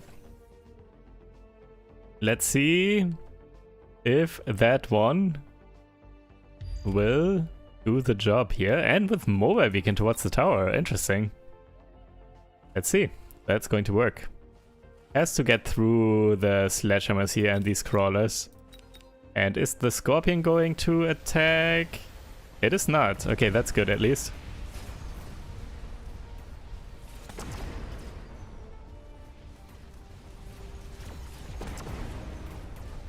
Still stuck on chaff. Finally moving, taking Sledgehammers. Run! Tower? Nice. Oh, this level 3 marksman though. Oh no. Oh, okay. Barely. Phoenix is taking down the level 3 marksman after all. Alright.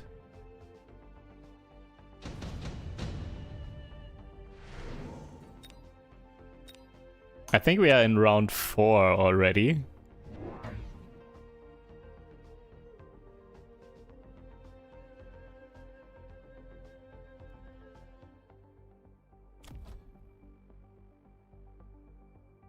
Blue immediately reacting to that level 3 Rhino with a melting point right opposite.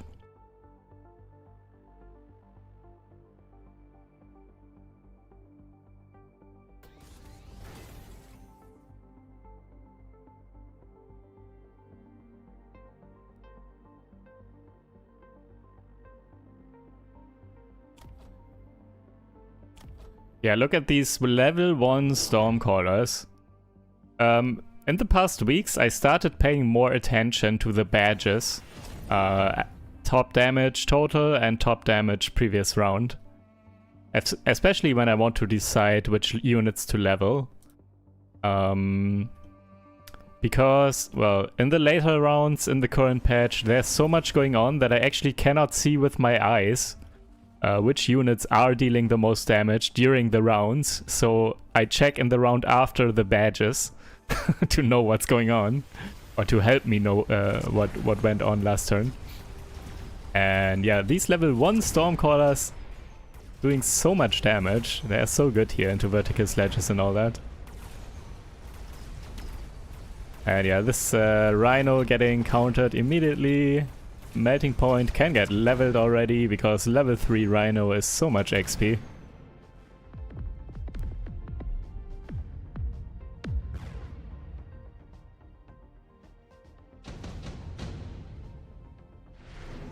And 3 units.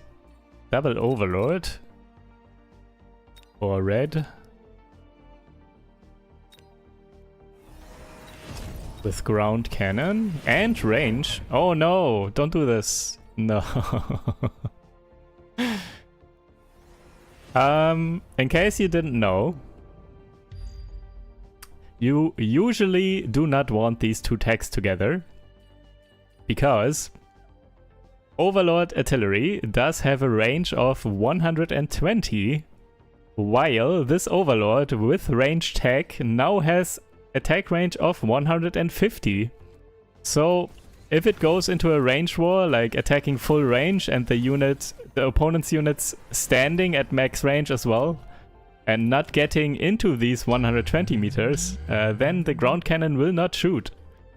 So these two together are most of the time not a good idea. Though I guess this is fine.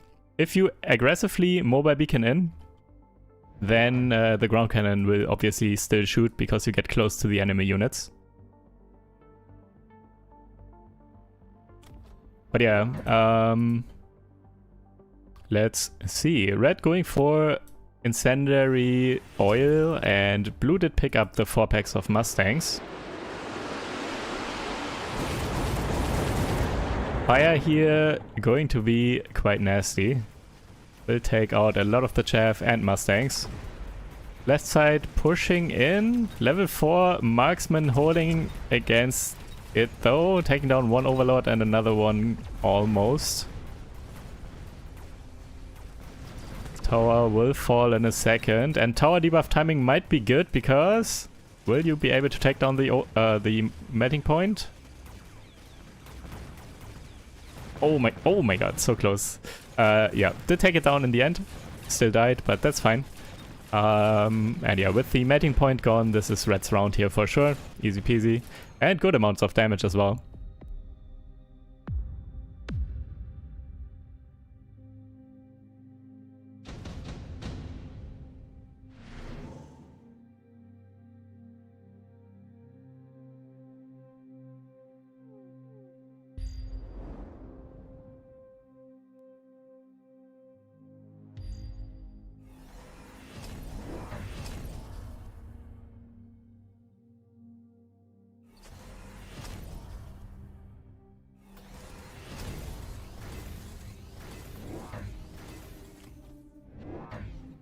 Blue going for a second melting point on the left side with Amp Core.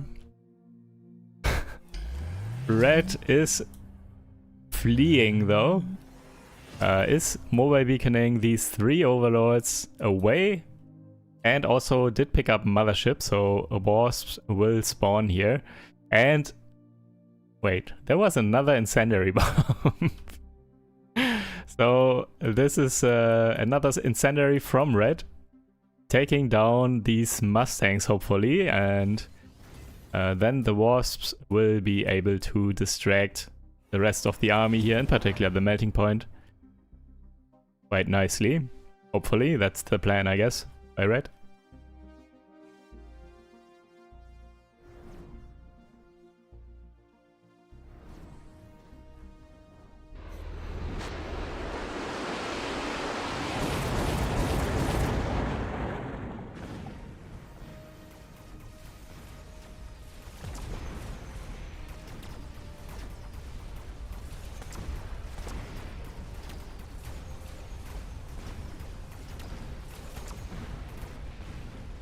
I never liked these, by the way, these types of strategies. 90% of the time when I see this, I know that this player is losing.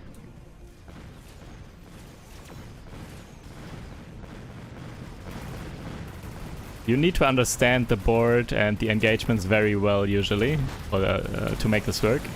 And I guess red does do that. It's close though. Oh, actually, close. Oh, yeah, red is losing. Told you.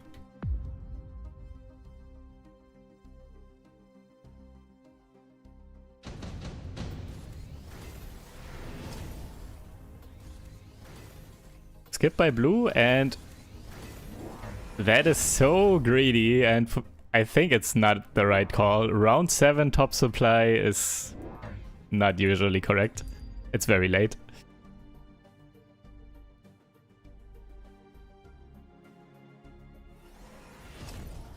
Mobile beaconing again. And Sacco just pumping up the melting point defense here.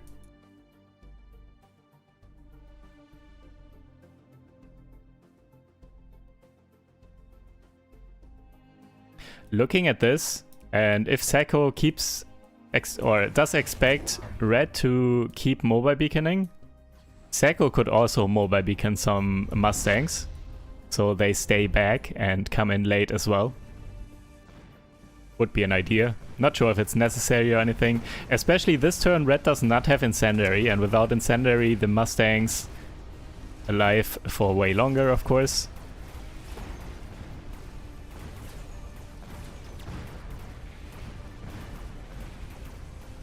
Yeah, this... I never like this. This does very rarely work. I think the best case for this is with War Factory. If you manage to get all spawn attacks on War Factories and then mobile beacon like 3 War Factories or something, then it can work, but yeah, this is not a long-term play. This is not a long-term winning play. Might be good for a round or something if you can surprise your opponent and do understand the board very well. But yeah, oftentimes that is not correct. Or not great, at least. GG's. Sacco just in the meantime building up a solid board with melting points and Mustangs. That just counters all of this. And also red did, well, also yeah, top supply did die on the turn that red picked top supply, so that is literally negative. How much is top supply? Is it 200 to buy or 250? Yeah, so minus 250, I guess. Rip. 200 for top supply, so plus the 50 opportunity cost, so that's 250. Yeah. Ooh, who is this? I also don't know who this is, by the way. Is this a known name, or is... Ooh, it's going super hard here. Winning with all this high HP against Cast, against Vic as well. Interesting. Right, who's still playing?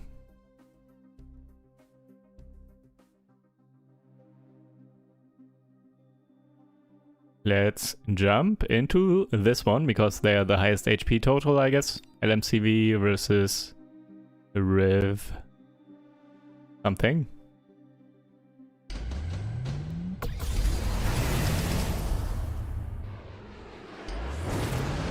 Carry arc lights. No elite marksman tech though.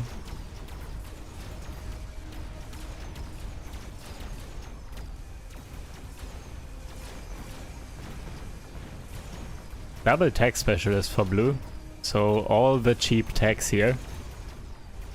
Double tech specialist, but no techs on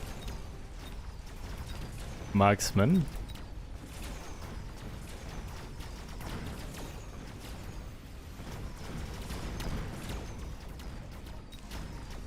And red, on the other hand, does have range and elite marksman on the marksman.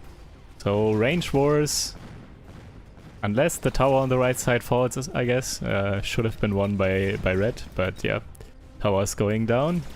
Oh, actually, Bubble MVP.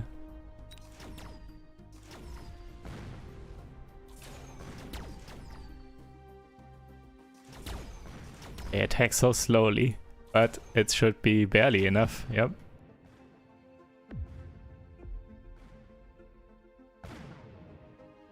Snacko said he will stream again soon. Nice. That would be very cool.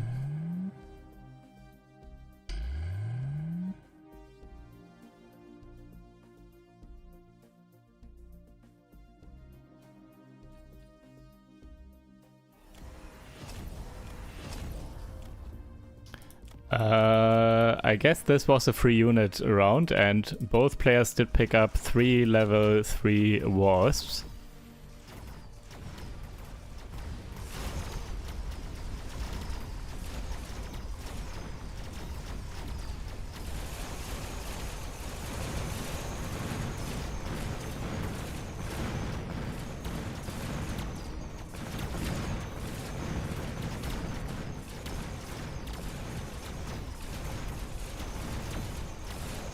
Was kind of better for blue here though, I think. Blue also has some Mustangs to deal with wasps, and blue did add more wasps as well, so wasps did overwhelm the opponent's wasps anyways, and also were very annoying for the phoenixes and marksmen on red side. So yeah. Wasps doing work here, at least for this round. Maybe for another round, and that's good enough, because red is very low now.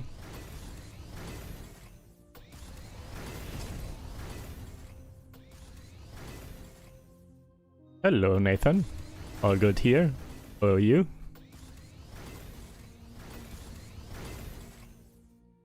Yep, just wasps doing wasp things.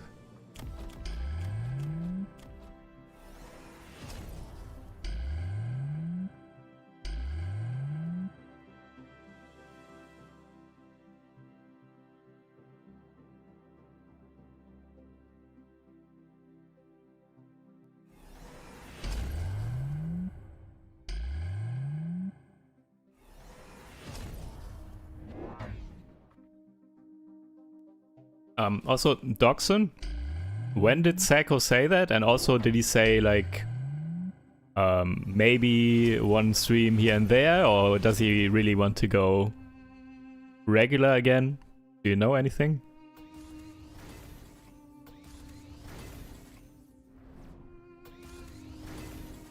I hope it's regular. Really enjoy watching him while doing something else. Just having him on a second monitor was always fun.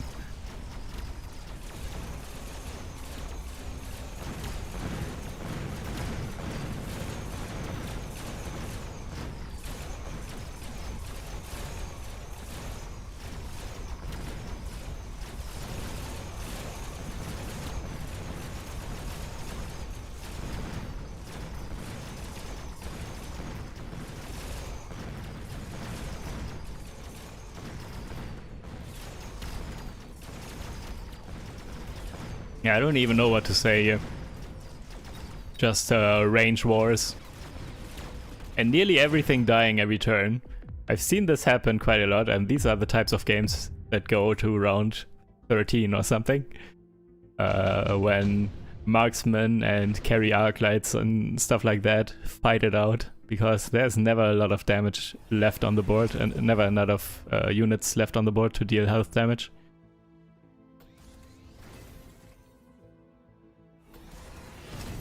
Double level 4 Overlord for blue with Wasp spawn.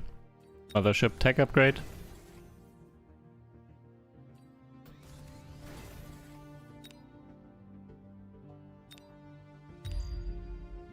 What about level 9? Oh no, it does have leveled Arclights and Marksman.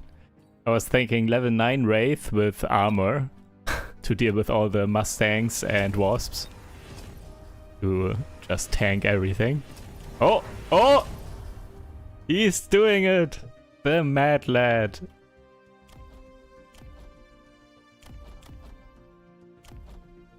Does have 255,000 HP. But yeah, also there are overlords here. High level overlords that can also deal a lot of damage to these to this one Wraith here. As well as these high-level marksmen and high-level anti-air arclights. So yeah, not sure it's going to work. But I would like to be proven wrong.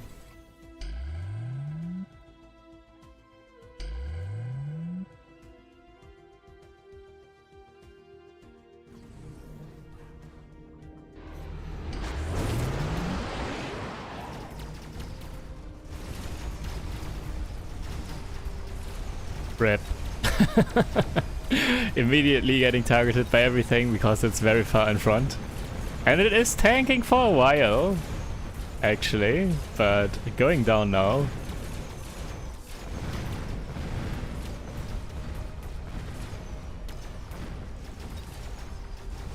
Fully tagged marksman with EMP on red side.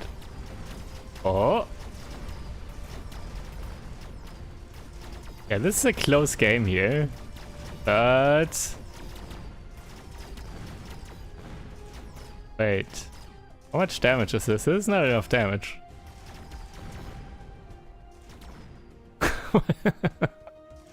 What is happening? Hey, I have a round for red here. 200 damage. What happened? Hello? Why? Did red surrender? Or was the last round bugged or something? How did this happen?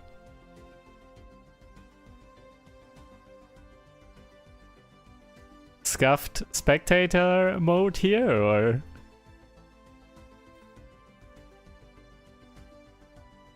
Well. Alright, back out and see if it's still going, I guess. Which one was it? This one. It's over. Yeah, I don't know. It did end. Maybe this round. Maybe it was the spectator stuff not being correct here for some reason. Rip. Yeah, it didn't say surrender, so I assume the spectator mode was bugged here. Sad. Alright. The God of Balls against Fun TV. Only Fangs versus Sacco. Elio versus HD Süß Sauer. I want to spectate one of these, I guess. I would love to see what the God of Balls is doing.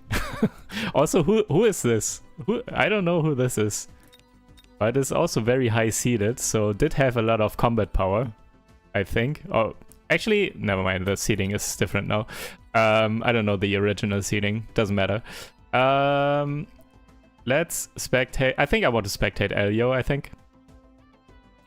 Haven't seen Elio this tournament, and he's doing very well.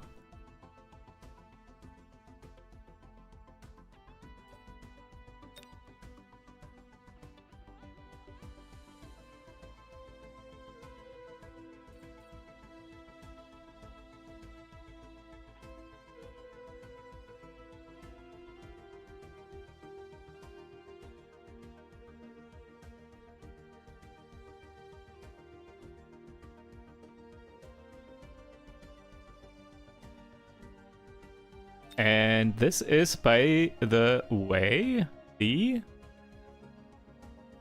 at least quarterfinal. Yeah, this could be the quarterfinal or the semi-final. It depends on the outcome of this game. So we could have 3 people continuing on in the next turn, in the next round here. Oh, let's see.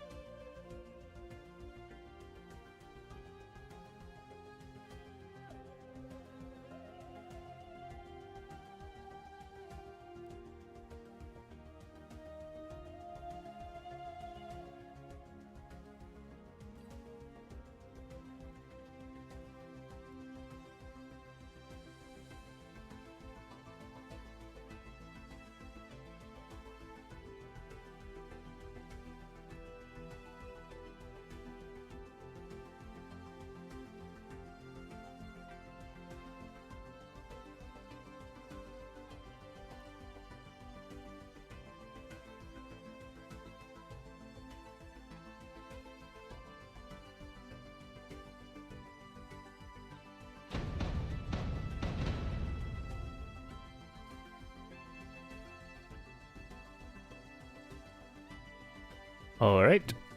Blue, Giant Specialist, Crawler, Sledgehammer, Red, Crawler, Phoenix, and Area Specialist.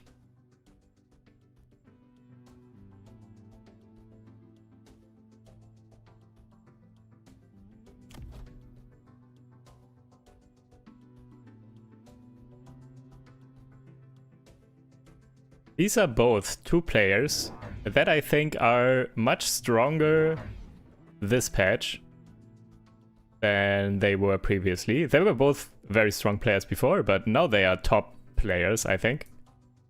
At least from what I can tell, what I can see on the ladder and all that stuff, and in the tournaments, like we are seeing here right now. So yeah, I guess both of these players kind of figured out how to play this patch. Let's observe and maybe learn a thing or two.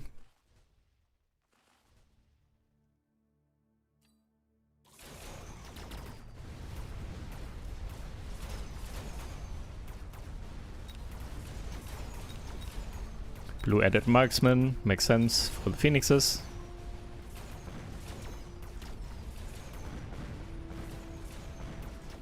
Corner crawler still distracting on the left side. Finally gone. Did by enough time though, I think. Yeah, this marksman is going down. Barely though. Ah, it will. Oh no, tower timing. Rip. This marksman will die, right? Yep.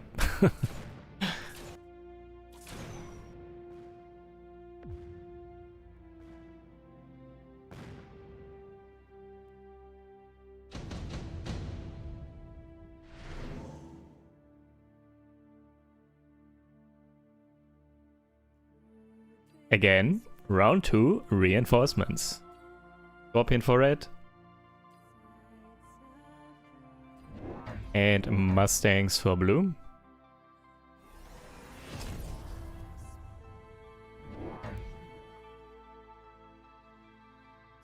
Early Scorpion is really popular, I think, and it makes sense.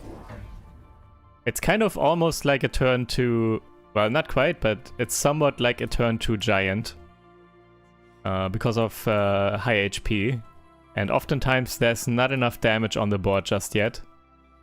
So if there are no Stormcallers on the board yet, and you don't have issues with having to deal with anti-air, or there's no need for anti-air, then Scorpions are oftentimes the best choice, I think, it looks like.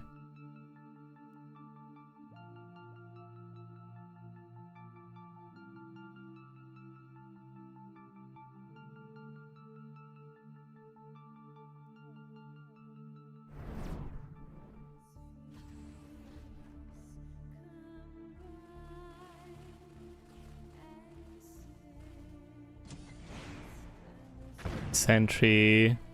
Not sure why here, to be honest, because there's the Scorpion. Scorpion could have dealt with these Sledgehammers.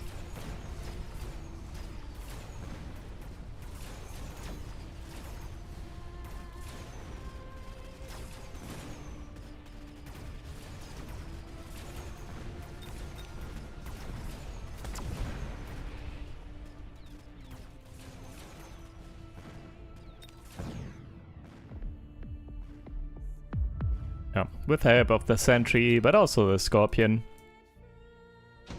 And of course Arc Lights into all the crawlers and the level 2 Mustangs. Just looking better for red here so far. The setup of the units. Extended range War Factory picked up by blue. So this is a long-term play. Eventually War Factory will either show up for free, or, well, you can just buy a War Factory. And Extended Range War Factory is very, very strong.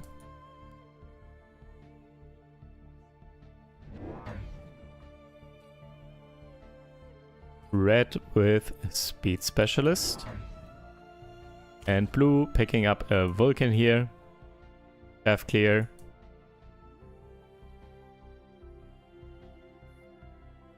I'm not sure if this is... This is good enough on the left side by blue. I think this might get overwhelmed still. With Scorpion and Phoenixes, though I guess these are in a good position to block Phoenix and Scorpion for a bit. Another Sentry by, I can't tell, it's on the line, I think. Maybe by blue.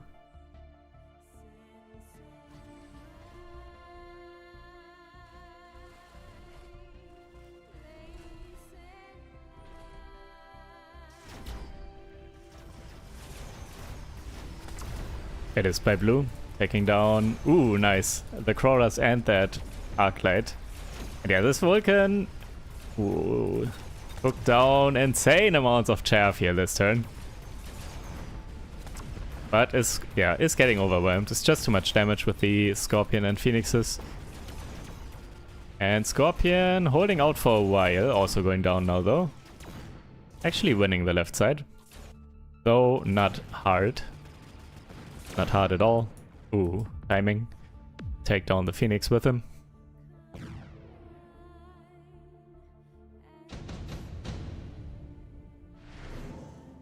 Range specialist by both players.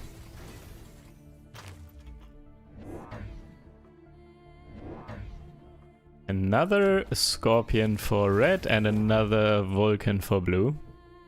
And another Marksman here as well. Oh, this setup. Vulcan in the middle in front and Marksman left and right of the tower like this. This is a 201 player setup from the Vulcan Marksman era. I don't know, 5 months ago or something. This reminds me of the good old times where this was literally the setup every game for every 201 player. And in every tournament final you would see this.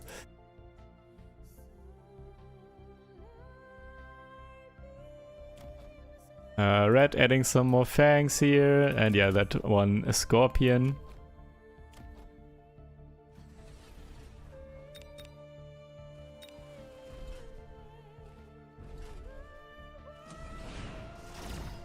Sentry getting tanked by the Scorpion, not doing too much.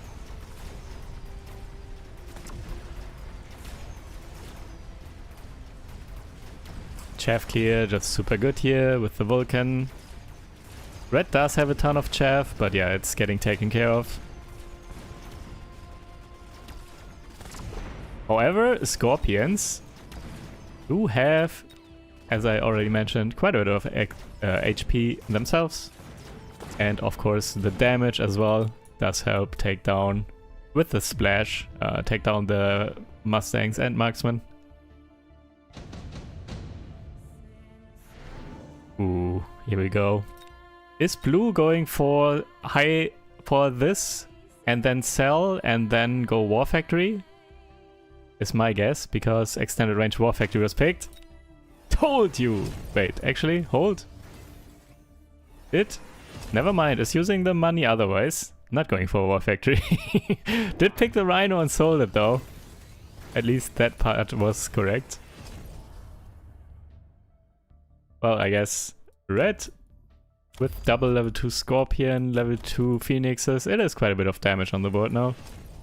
And also did pick up level 3 Stormcallers.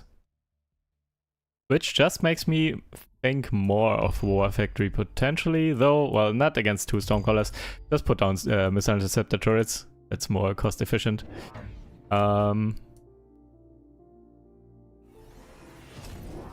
Level 3 Stormcallers will do a lot this turn and will be insane.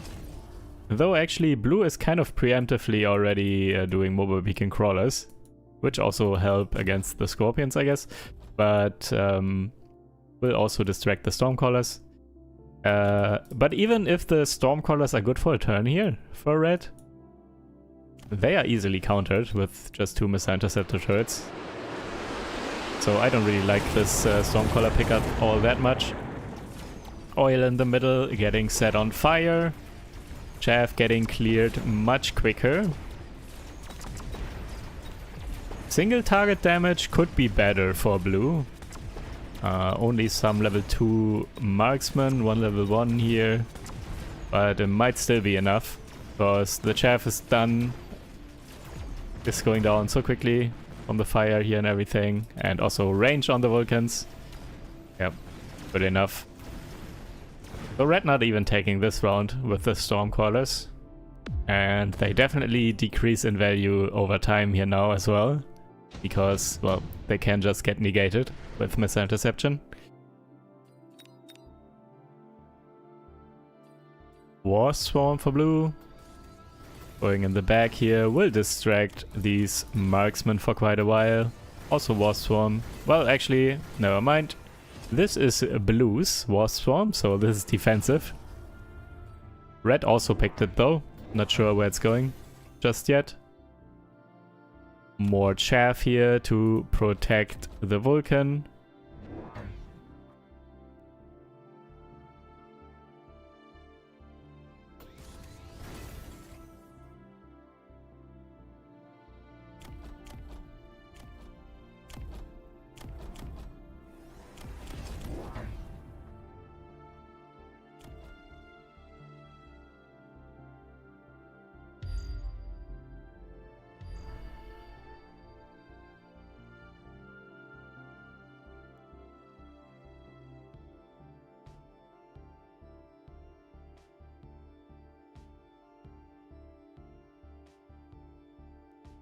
These wars will not do too much. Mustangs were added here on this side.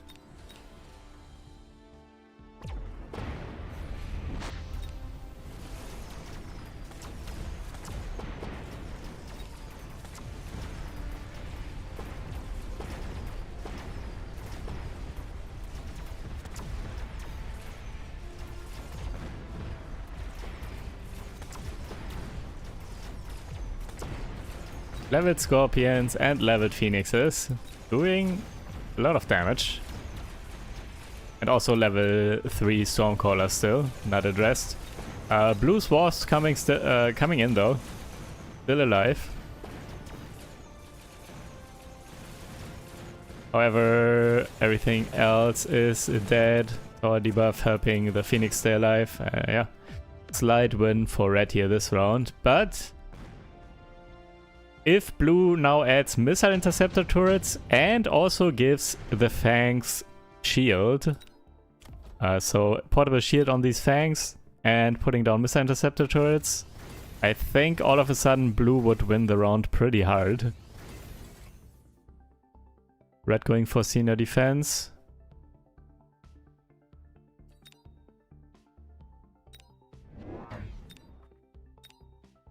And going for more Scorpions.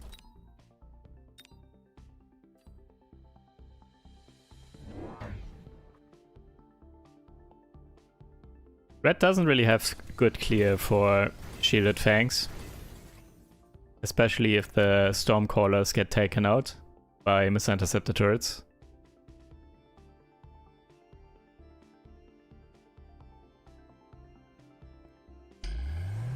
Yep. Also putting down missile interceptor turrets. Do it. Do it. You still have 200, over 200. One right, one left. Would do so much already.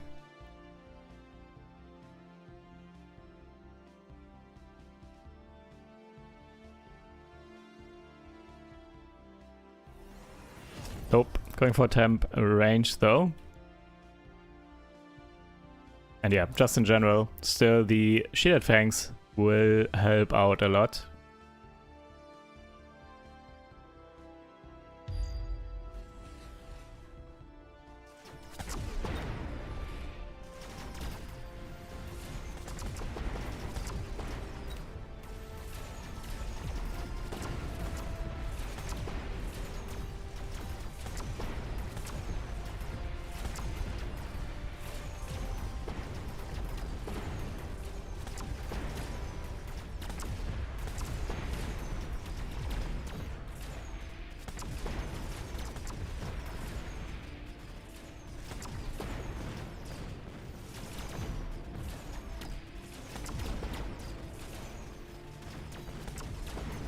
Well, damage is actually a bit low here.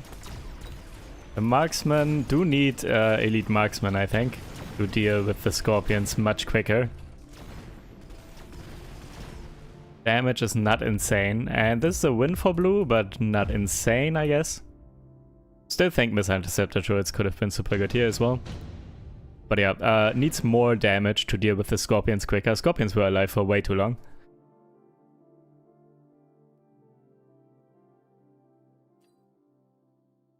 Lightning Storm, yeah. Pretty good here. All these shielded fangs. Red now also getting shielded fangs. And, ooh, double shot scorpions. So, shield or Portable Shield will get taken down.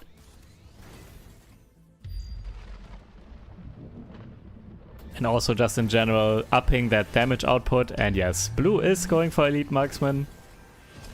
Also, as I expected, kind of did see the same thing there, that the marksman didn't really deal with the scorpions quickly enough. So, and the marksmen are the damage dealers, so the marksmen need to be upgraded. And the only tech that upgrades damage here is Elite Marksman. Could have gone for some other type of damage, but I don't think you want to when you're already established marksman like this. Makes sense. And yeah, double storm. Just too good later on in the rounds. And here in particular with so much chaff and mustangs as well. And here also chaff and phoenixes. Yeah, these phoenixes going down will also hurt red a bit.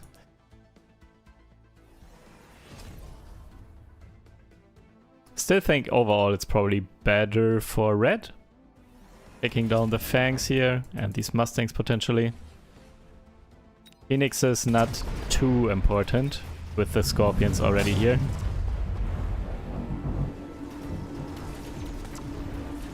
However, bubble here holding for a bit at least. I don't know how much the storms actually did take out, and the phoenixes didn't even die to the storm. Too much HP on the level 3 and level 4 phoenixes.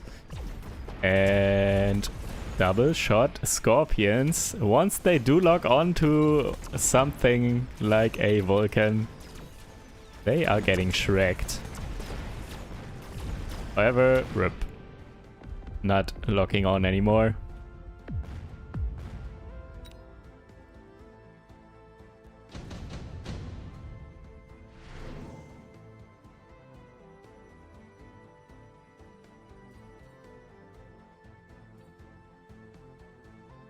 Shield airdrop for blue and for red.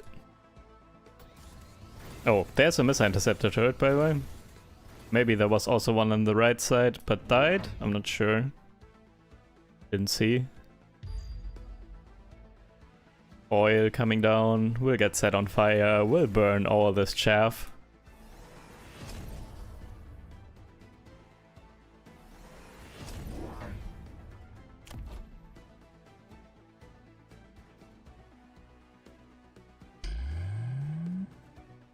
Alright, Dachshund, take care. Have a good night.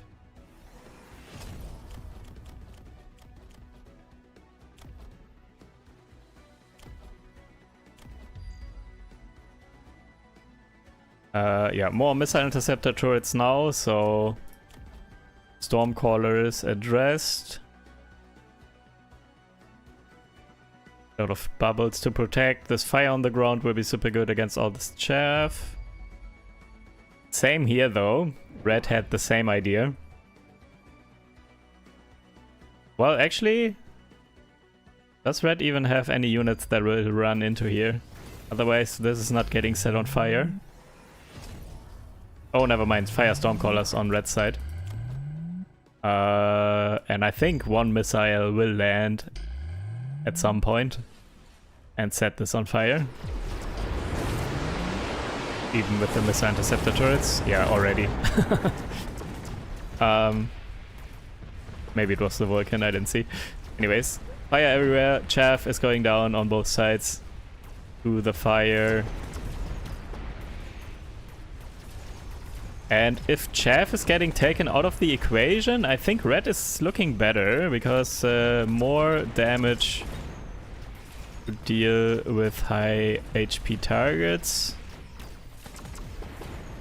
But not all chaff was taken care of, so still some shots getting distracted. And these marksmen are kind of getting out of control. Yeah, good enough. Not a hard win though, and these barriers, this barrier 1 HP here. Super value.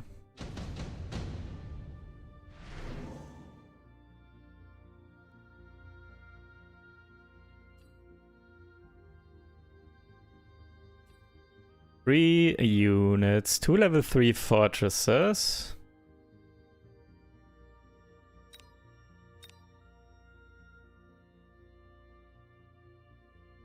For both players.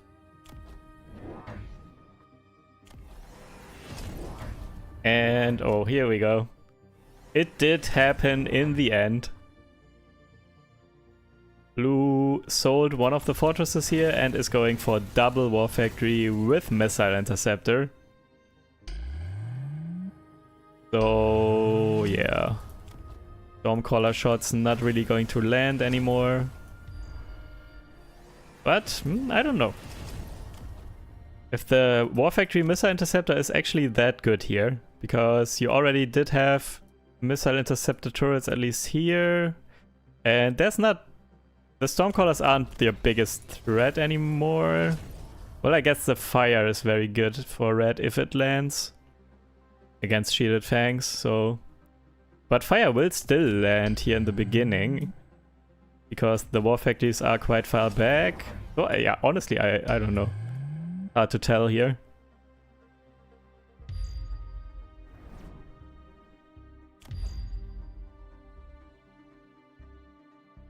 Red did get the barrier attack on the fortresses, so 3 times 40k, 120k HP barriers, going down quite quickly to the level 6 and so on. Elite marksman tagged marksman.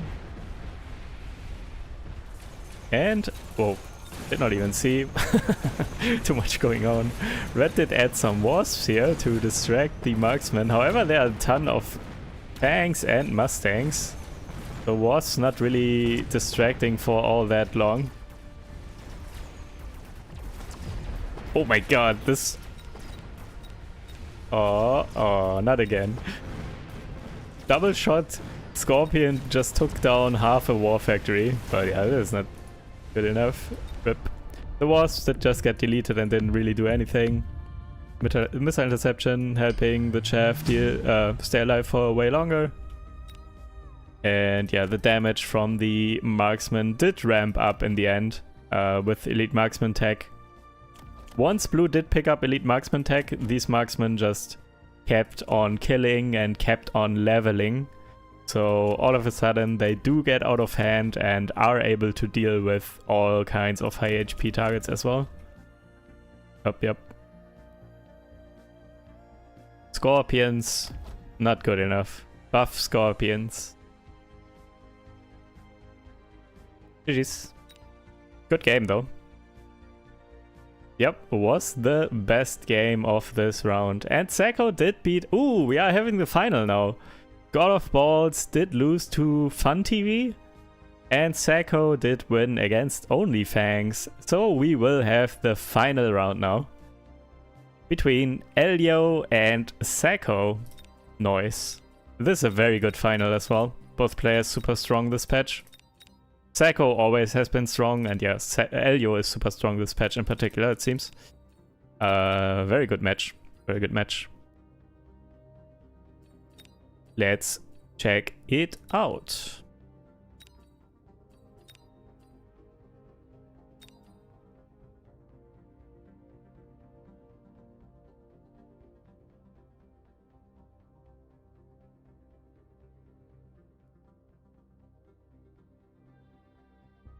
Finland just nominated a half-naked DJ to go to Eurovision. Nice. I haven't followed Eurovision in some years now. I think ever since I moved abroad, ever since I left Germany, I didn't really follow the Eurovision anymore. I don't even think I can watch it here anywhere. Unlocking a unit does not prevent it from the free unit shop, no. That was miscommunication in the beginning. A lot of people did think that, including me, but that is not the case. The unit has to be on the board, actually. So it cannot show up. Or the improved cards also prevent units from showing up. So if you get improved wasps, that will prevent wasps from showing up in the shop. as far as I know. Someone told me, and I'm taking their word for it. I haven't tested it myself. Actually, it's hard to test because, well, it could just not show up because of RNG. You never know, so... But yeah, supposedly if you pick improved whatever, they will also not show up as free units.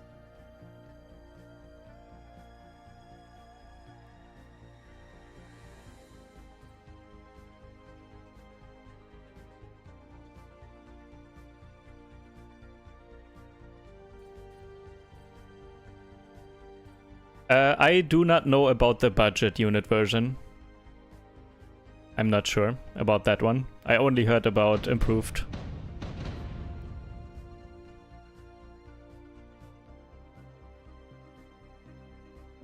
Today I saw a match with Scorpion on the board and Scorpion showed up? Really? Maybe that's... I mean, at some point, if...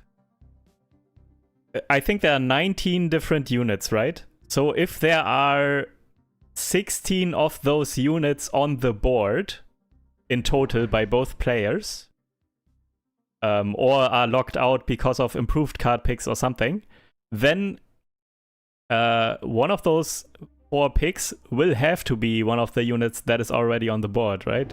Maybe it was that case, I guess? Maybe, just I don't know what happened, but... that could be a scenario where a unit is already on the board and would show up in the free unit selection. If there are already 16 of the 19 units possible on the board, I guess.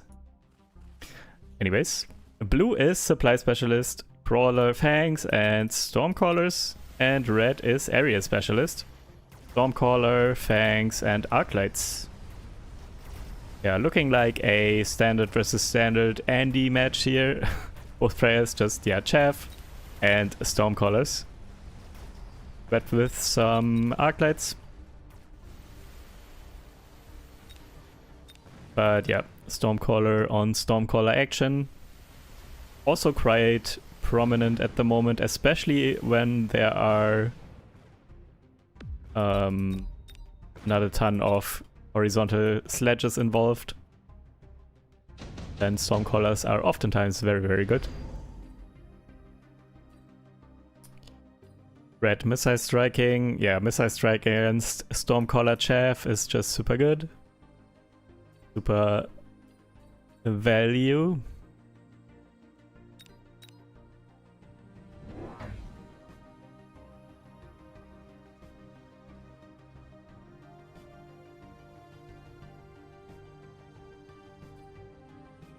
Heavy Hacker is not one of the cases that I mentioned. Heavy Hacker is not an improved hacker.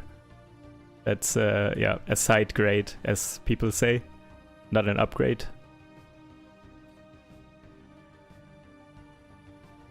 So, the cards that make the units more expensive, basically. Improved whatever, make the units more expensive usually. Or in all cases, probably.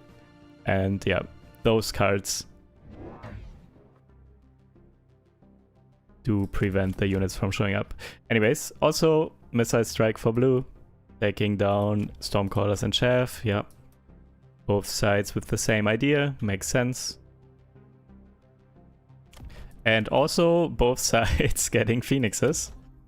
Yeah.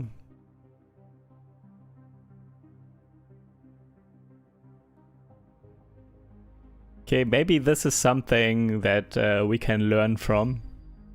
Building a basic board with Chaff, Stormcallers, and Phoenixes. That's basically what I did like 4 months ago or something. I had a basic build order pretty much for the first 3 turns or 4 turns even. That was very similar all the time, and it looked something like this. Just a very solid base setup. And then you transition into whatever is being offered, I guess, in this case here now in the current patch. Red having a slight advantage here in the Phoenix Roars though, with being area specialist. So 10 additional range on those.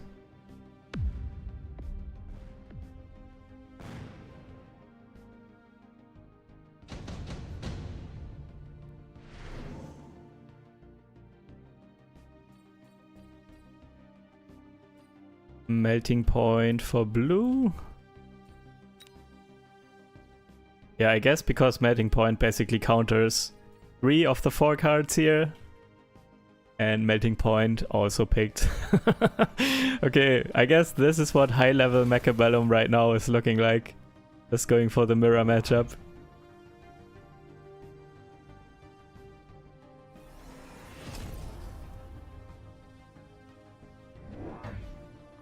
What kind of buff do you think would be good for Scorpions? Well, the best buff for Scorpions would be to kind of minimize the downside of Scorpions, and that is the slow attack speed. So, I don't know. Right now they are at 4.5 seconds attack interval, I think. Maybe 4-second attack interval, but you need to be careful. I think Scorpions can definitely be too strong. But maybe buff from 4.5 seconds to 4-second attack interval might be decent and reasonable. I don't know. Would be an idea.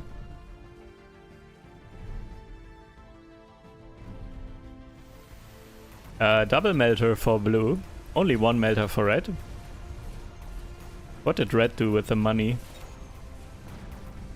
Not sure. But blue is also supply specialist, so it does have more credits available. And is winning the chaff war and thus also the melting point war here. A very hard win all of a sudden. That's a lot of damage now. Double melting point and a lot of other units as well. Up, yep. Like 2k damage or something. Pretty neat. Or what was it? 800, 1600 or something like that. Closer to that. Giant Hunter for blue and for red. Yeah, this is a mirror matchup. Red does have some arc lights though with range tech.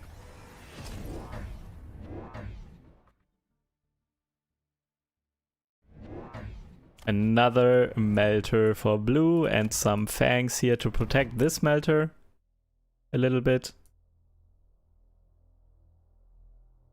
Red putting down double sentry to deal with chaff, so that the melting point, at least on this side, can log on. Interesting. Sacco has 3 melting points, red only has 1. How did this happen? I guess range tag on Arclight and also, well, now 2 sentries, and blue is supply specialist. So yeah, economy just for blue on blue side. Also did sell one Phoenix. 200 extra credits from that.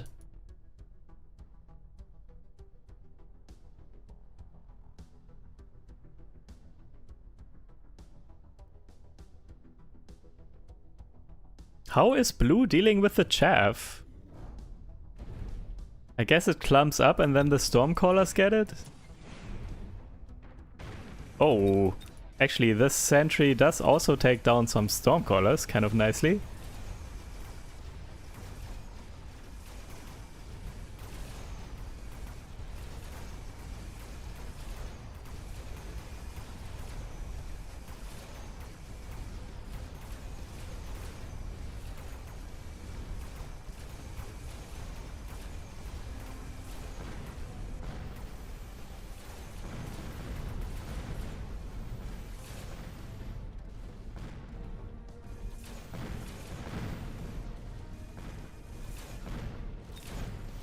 Range tag on these melters, no range tag on the melter on red side.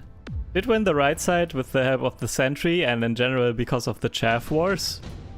Red does have better chaff clear than blue, that's for sure. But yeah, just too many melters here by blue already. And with range tech, able to...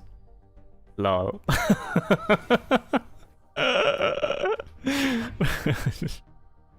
What is this? Blue did pick up a second missile strike, and also both players going for the corner crawlers now with the sentries, with the missile strikes. That's funny. Taking out the chaff here, so the chaff does not annoy the melting points. And also it is to be expected that this time around this gets barriered, so the Stormcallers would not die to the missile strike. At least that is the thought process. Red actually did not bubble here, so missile strike could have landed here. And yeah, Red is going for the full-on Melter warfare here, Melter mirror matchup, but is one step ahead. Red only has range now and only 2 Melters. Blue has 3 Melters and EMP barrage already. And also fire on the Stormcallers to deal with chaff now, so the chaff clearing problems are somewhat solved now. Yeah, blue is just ahead here. Blue knows this matchup so well that blue immediately knew what to transition into, what to pivot into, and red is just playing catch up at this point. Red is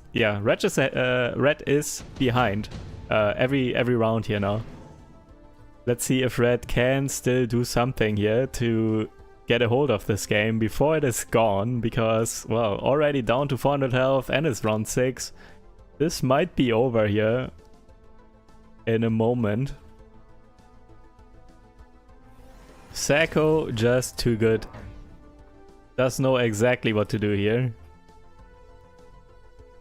Going for the steel bolts now with MacDiff, I would assume, maybe. Or not even MacDiff, because EMP is expected from these melters, I'm not sure. Never mind, is going for MacDiff, yep. Now not only has good melter supremacy, but also the fire callers of course, and oil here to win the side super hard. Clearing out the chaff, going for the kill, you know. Sacco is just pressuring and pushing the advantage. He wants to close it out right here, right now. This is getting burned, all the chaff will be gone, this side will win super hard. And also MacDiff steel balls will be very strong here as well. Red actually did, I don't know what they picked, but they sold the unit, the free unit, whatever it was. And going for Missile Interceptor War Factory here. I don't think that can catch up with this. And also one War Factory cannot intercept double melting point EMP. I think 2 melting point EMPs are too much for one War Factory to intercept. Also there are Stormcaller shots as well, so this is not enough to intercept everything. Left side, it's just winning so hard, and left side will take the tower, and with the tower debuff, right side will also win super hard, I think. This is just... Sacco is just too good.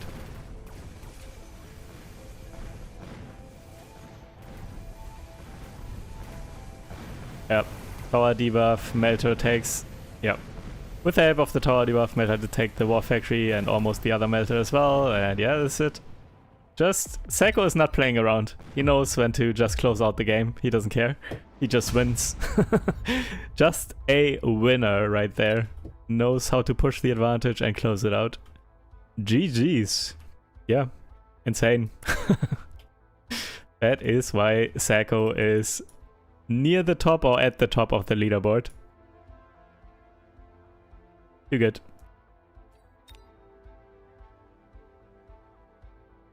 Alright, GG's, and this was one of the fastest games here of the final round. Sacco not letting Elio breathe, taking it right away. Let's check out this one. Still very high health and also super good game.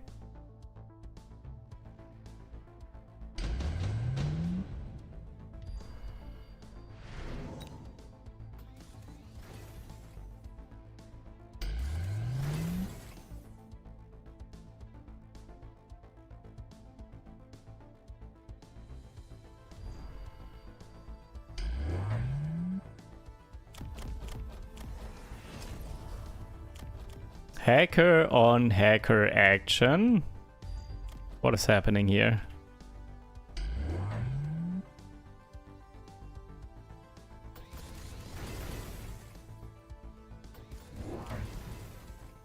Red with blue with a level 7 Rhino in the flank here. Sentry will take down the crawlers and also slow this Rhino though. So yeah, that's not going to do too much. Well, I mean, it's still a level 7 Rhino. Level 2 Phoenixes and Stormcrawlers will hit as well because it's so slow. Yeah, let's see. Probably getting hacked here at some point.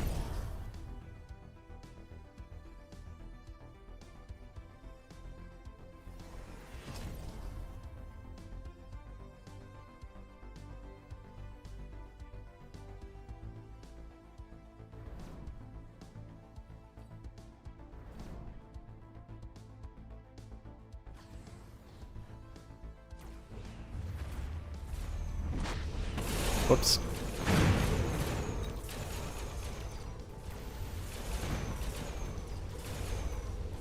Yeah, we'll get hacked here in a moment.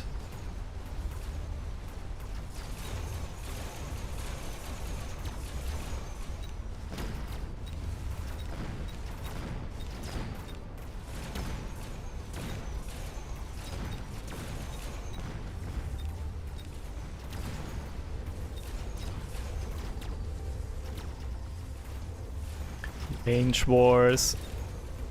Marksman against Marksman and Stormcrawlers against Stormcrawlers and Phoenixes. Also still some hackers in between there.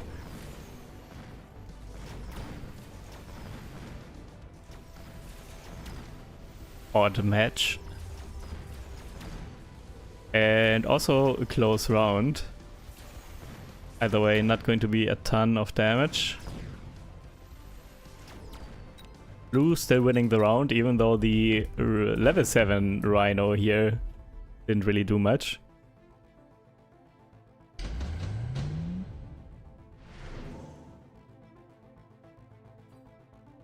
Range specialist for both.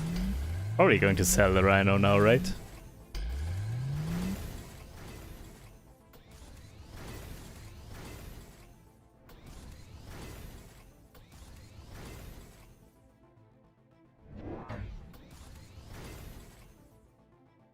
Is there another round or did Sacco win it? Sacco did win the tournament. This was the final round. We are just spectating one of the remaining matches.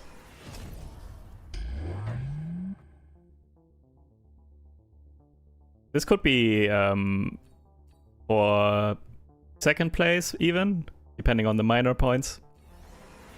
Both of these players also at 4-1, I think. Basically the second best match here.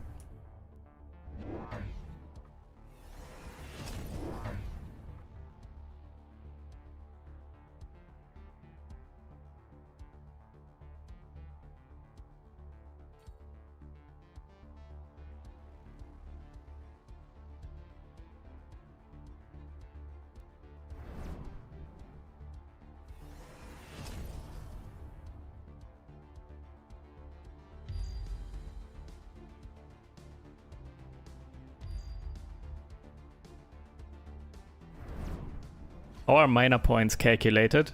You get 1 minor point for each win that one of the people that you defeated gets.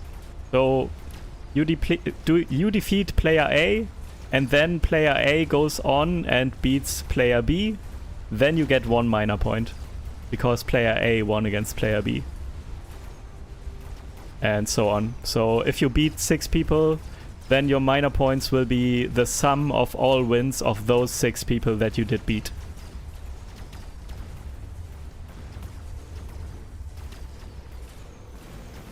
Which is a bit awkward and a bit odd because a lot of the time in these tournaments people abandon the second they lose. So if you win and they just abandon, then you don't get minor points for them. Yeah, happens a lot. It's kind of, yeah, it's a lot about luck, I think, the minor points.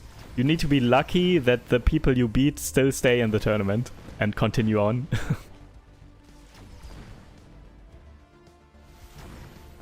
So it's not ideal. Also, again, what is this?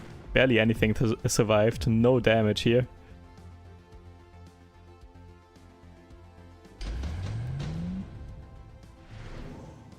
Level 3 wasps for red.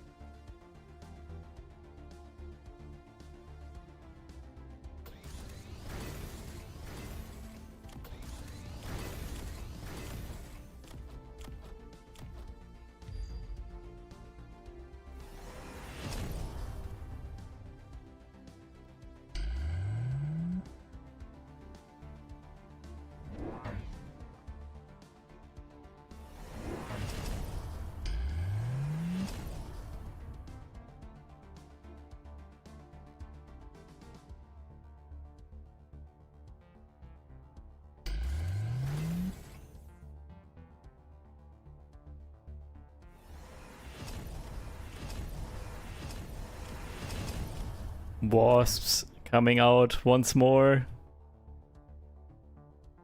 Level 3 wasps with energy shield for blue and with the range and elite marksman for red.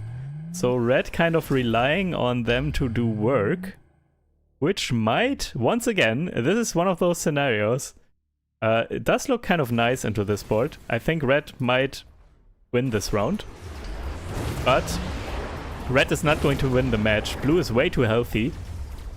And starting next round, blue will react to the wasps and then it's just over for blue, I think. Other way around. Blue will react to red's wasps and then red will just lose. Is my opinion of this right now.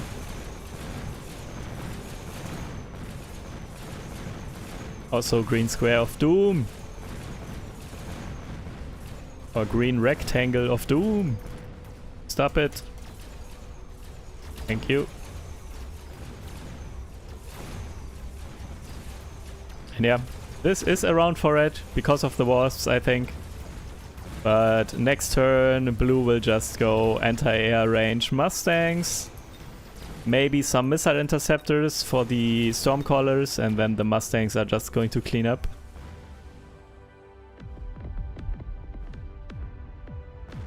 Good damage though.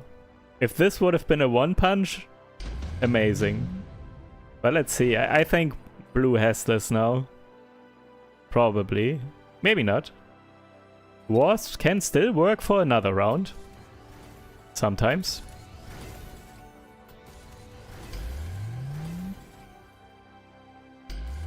So blue should probably pick up 4 packs of Mustangs now with range and anti-air. Actually, 3 packs, not enough credits for 4, I think.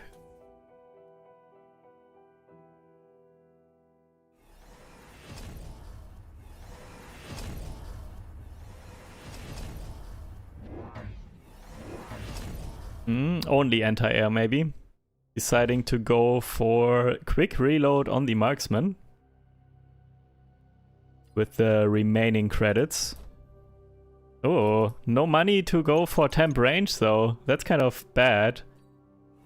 Honestly, might want to consider selling something. Some crawlers.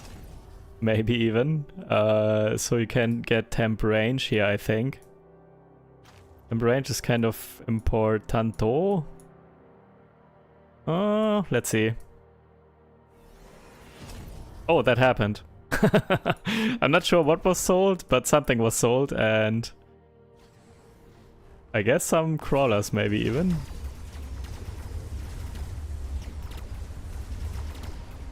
Oh, multi-hack hackers here on red side. Oh, Mustangs actually working on crawlers still. Uh-oh. Mustangs, please attack the wasps. Uh-oh. They have so little range and they are getting hacked.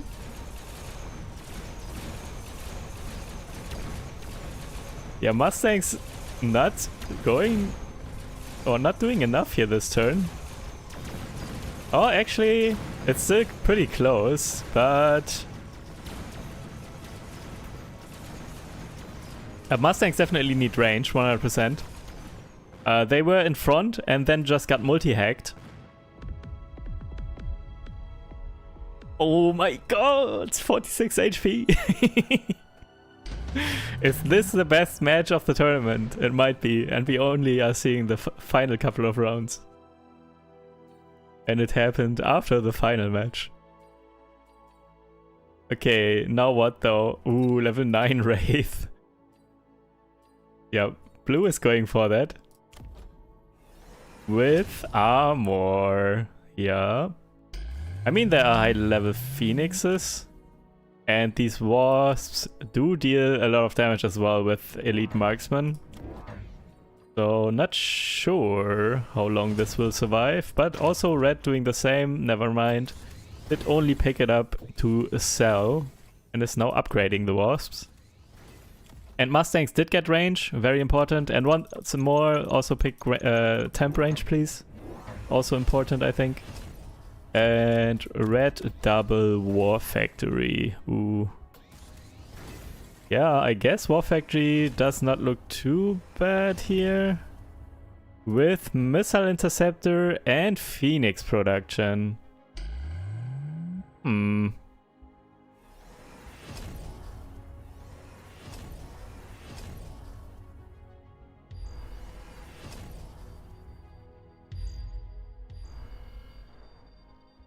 It's so hard to tell.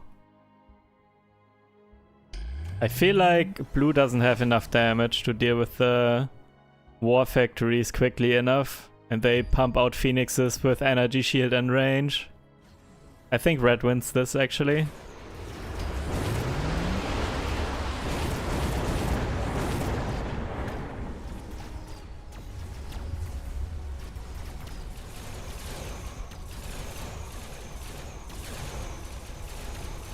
Hackers buying so much time, just multi-hacking everything. This Wraith is going down super quickly to these high-level elite marksman wasps. Yeah, red is winning this, right? Right? Right? Oh, hacker! Oh! Getting a war factory! But it's dead. Hacker getting a hacker. And working on war factory, but no. Power debuff. Yeah, this is too much. So many phoenixes with energy shield everywhere here. This is GG. On the back of the wasps, red actually took it back. Did manage to get this game. And win multiple rounds in a row with wasps.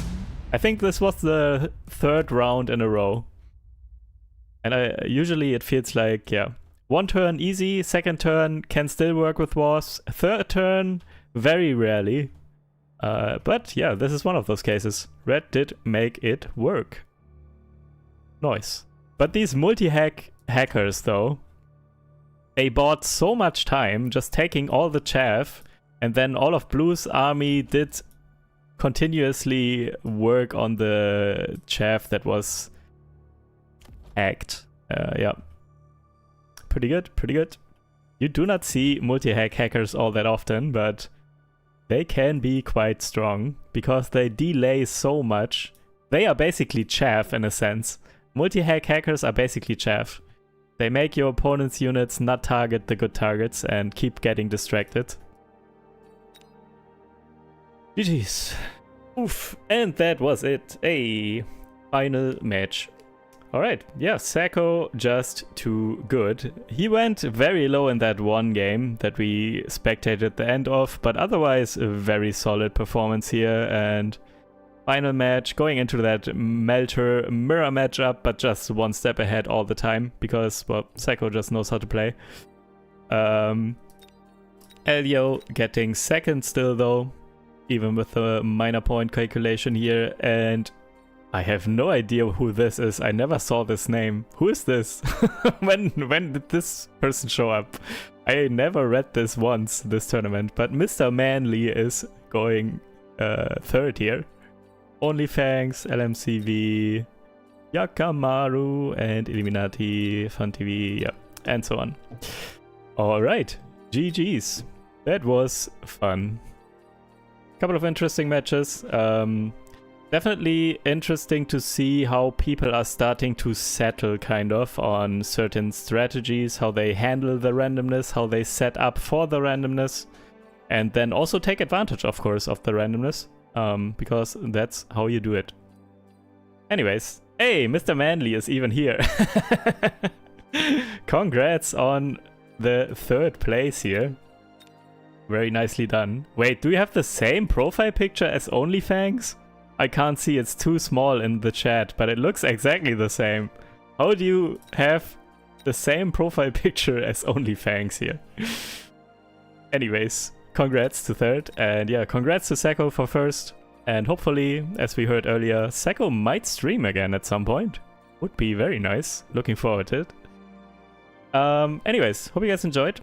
Leave a like on the stream, subscribe to my YouTube if you want, if you haven't already. Follow me on Twitch if you're there by any chance. And yeah, thank you guys for being here, enjoyed it, and I will see you in the next video or live stream. Take care everyone, have a nice rest of your weekend. Bye!